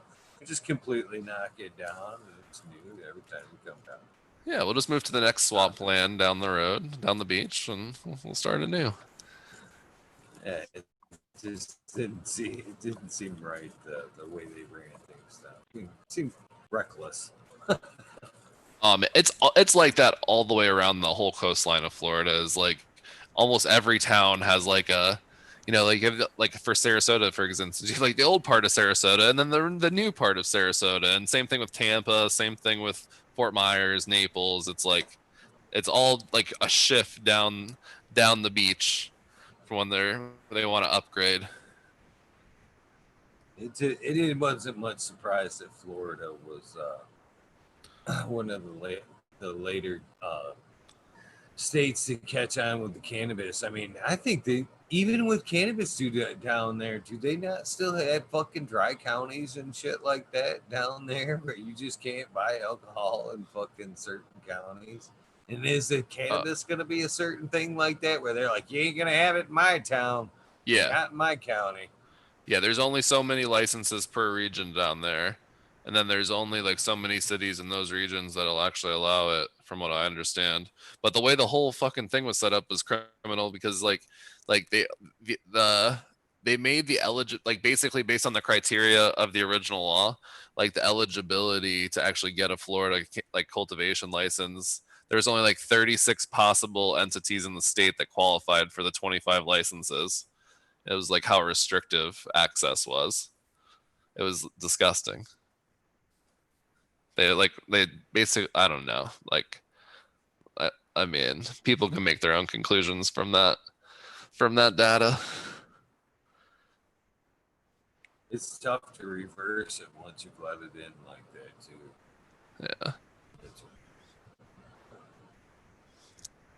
But Florida's messed up. Like I'm so happy to be in. I love like, you know, I think caregivers, you know, the caregiver stuff is I really believe that they're going to preserve the foundations of the caregivers in Michigan. I think it being you know, a constitutional law definitely helps keep that in place here.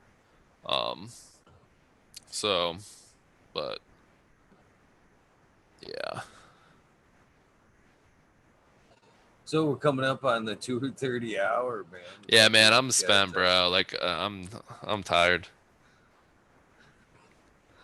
Yeah, You got no you worries there. No worries there. I do my I'm best. thankful for what I got. It's a tough slot to fill. That's for sure. And I don't mean to be silly about that shit, but fucking but you still gotta, you still, you know, last time you gave me the sound bite, but now it's, I still gotta get your sound bite. You know what I mean? I'm not gonna let you off the hook that Right, of course. easy. I'd At expect least nothing this, less. At least there's only one of me this yeah. time. I don't have to synchronize with two other people. Matt was so tired. Oh my god! Like we like went back and read the comments. Oh my god, we had some good laughs from those comments. Oh well, before we get to the soundbite, I want to touch base on that because it's not that often that I get a second timer back on the show. And there, in fact, there's only been three people that's done it. You know, I've asked to come back three or two times rather. So, and I forgot to ask the other two. Well, Jack's been here several times, so I guess I know how he takes the show. And it's me, 420 girl. I think the odds are good enough that she's not watching tonight that I could probably tell this story. Is she kind of got invited back on accident? Is I was I'm scrolling through my like invites and I was she was on one of my she was one of the first guests. So there was no harm, no foul there. I was proud to have her on the roster.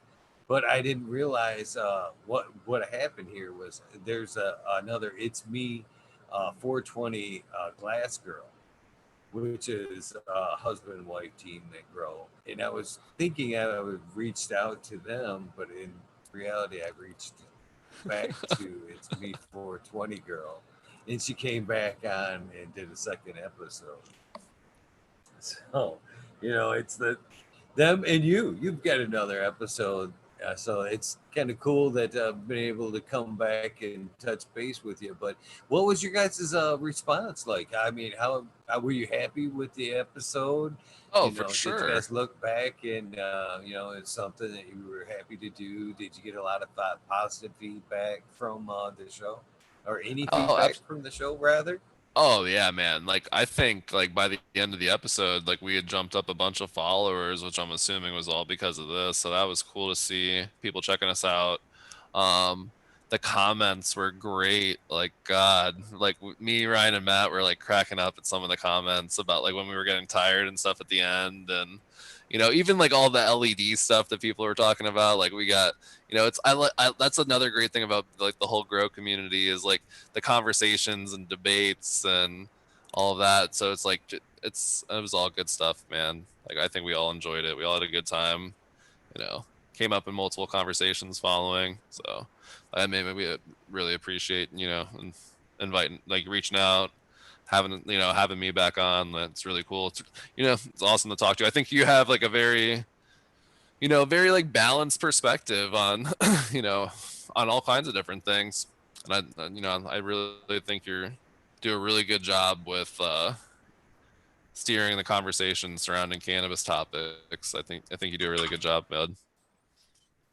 Well, I'm not really looking for all that. I just wanted to, moreover, like I said, it's not so often that I know I get to hear the other side, the response. You know what I mean? For On sure. the No, I get what you're experience they saying. have. For sure. Yeah. No. And I often wonder what it's like on the other side. Where people are waking up the next day and going, that was great, or what the fuck, you know what I mean. So I often wonder what the take is after the show the next day. So this is a rare opportunity I get to ask that question. Unfortunately, you got to answer it live on the air, but I'm so glad that you guys had fun, and you guys obviously went back and watched the show and read the comments as it was going and shit. hmm So I'm Definitely. I'm stoked that it was a positive experience for you. That's why I do this, and I'm glad that that was the case. So thank you for coming on. Oh, for Not sure, once dude. but twice, brother. Not For once but sure. twice, This is I mean, you look at it, fuck, in the last month, fuck, you've got probably 8, 6, 7 hours into this, maybe. You know what I mean? That's that's part time, dude. I mean, that's I just that's part time, man. Thank you. yeah, no I worries, didn't dude. even Like have to give you nothing, man. You come in, you help deliver, 2 episodes of content, and gave me time, man. Thank you, and thank everybody over there at the Illuminati Farms, man. oh yeah, no. I appreciate it. I appreciate it, man. Like you have a great I community keep too. fucking Like that up, by the way. I the just realized Lemonati, that as I it's all said it. good. Yep. The Lemonati Family Yeah. Farms. It's a little tongue Yeah, twister. I'm gonna blame it on mumbling and cottonmouth. I've been Exactly. saying I've been saying Lemonati this time, but the mumble and the cottonmouth just makes it Uh, sound the other no way. worries, man. But like, no, thank your community. Like, that's the cool thing. Was like, when you were talking about the comments last time, like, like we didn't all see them, but like I've had them up on the side here so far, and just seeing like all the different stuff, chatting and everybody, and like the community that you have here is like, and that's like when I've been watching the other episodes and seeing the chat. Then it's like that's what really is like, I think gonna really make this something special for you, bud. You have a lot of great people in chat, and great perspectives, and it's very civil. It's really cool to see, and I appreciate you letting us Uh, be a part of it. well, you guys are welcome back. Like I said, I'm biting in my nails over here to find out what the next fucking thing you guys are gonna have going there. You've really strike my fucking curiosity. So I hope you guys come back and announce that shit when time be for sure. If it has to be that long, to be honest with you. So Oh no, like other than that, for I'm sure, sorry. Go man. ahead. Go We're ahead. gonna get you. Yeah, you'll everyone will see it. It'll be available soon, and things will be a little bit more open from then. I think once everyone understands the concept and what we're trying to do as a company and a brand, you know, it'll. I think we can have some great future content together for sure. And I know as much I could see your enthusiasm as soon as I brought up the sound bite, but look at it this way. It's another good way for me to plug and post the farm tomorrow. So remember that when this is episode 124 if you want to throw that in there at any point. So I'm hitting record. Anytime you want to knock out your soundbite, that'd be an honor. Um, this is episode 124. I'm Alex Martin from Lemonati Family Farms, and we are fucking talking shit with Eagle Gardens. Is that it? Did I get it right? Fucking nailed it the first time around that time, man. Hell yeah, man. I was Thank you, practicing sir. that shit in my head for days, bro. I'm honored that it would be like that, man. That's funny shit, man. That's funny shit.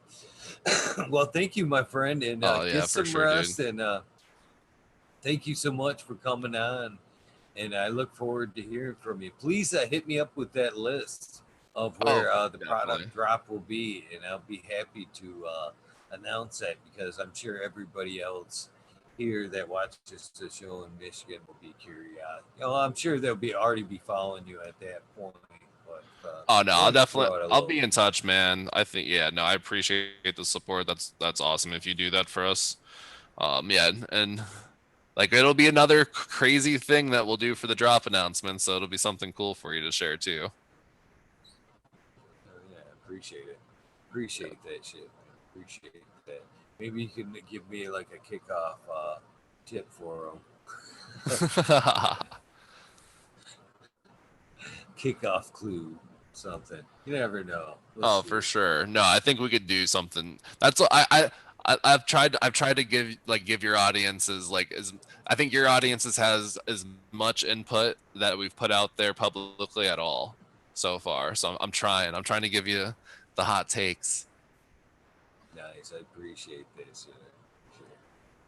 The But hot, yeah, fucking insight. Yeah. Well, I do appreciate it. Look forward to hearing from you. Get some rest. I'm sure you've got a very full day with 3 kids oh yeah, tomorrow, dude, man. man. It'll be fun. And I'm looking forward to it. But the yeah, I'm gonna hit the sun, it's sack, gonna be man. a sun's gonna be hot as fuck tomorrow. So get some Yeah. rest, man.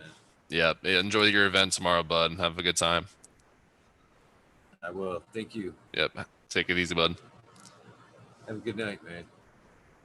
Another great episode. Fucking Alex from Lemonati Farms. Uh, check them out and their conspiracy strains. It's going to be something cool. A very innovative idea, if you ask me. I think that shit's very cool. Very cool. So, what's up, guys? You guys want to hang out for a little bit? Are you guys willing to come back? That is the question. And I'm going to pause and wait for that answer. Because last night I was like, oh my, did I fuck up? Even though I am grateful, man. You guys know me. I'd be fucking grateful if it was fucking Ted watching. But last night when I cut it to try to save things, we sure did lose a few from one episode to the other, man. It was, I think we lost like 20 people from the main episode to the after sesh.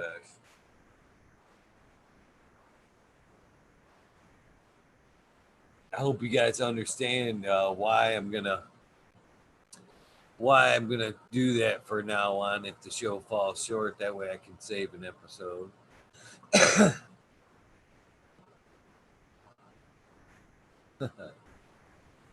Down the rabbit hole, Stu Moose says. Devin says he'll be here. Hell yeah. All right. Well, I'm going to shut her down just for a minute, just for long enough to hopefully Smiley can come on. Smiley. I bailed. I bailed on you last night. Well, if you got to bail, Smiley, I can understand, but I wouldn't mind popping on for a minute and talking about your event tomorrow. Kind of compare what you got going tomorrow against what I got going on tomorrow would be super cool. Chris Mert says he's game. Let's go. All right. Well, I'm going to shut her down for just a few minutes, long enough for the YouTube to reset, and I will be back in just a few. Man, I feel bummed to leave these episodes without doing all the shout outs, but man, No, the shout outs are being done as always at 420, just like they always do. Thank you guys for tuning in. See you in a few.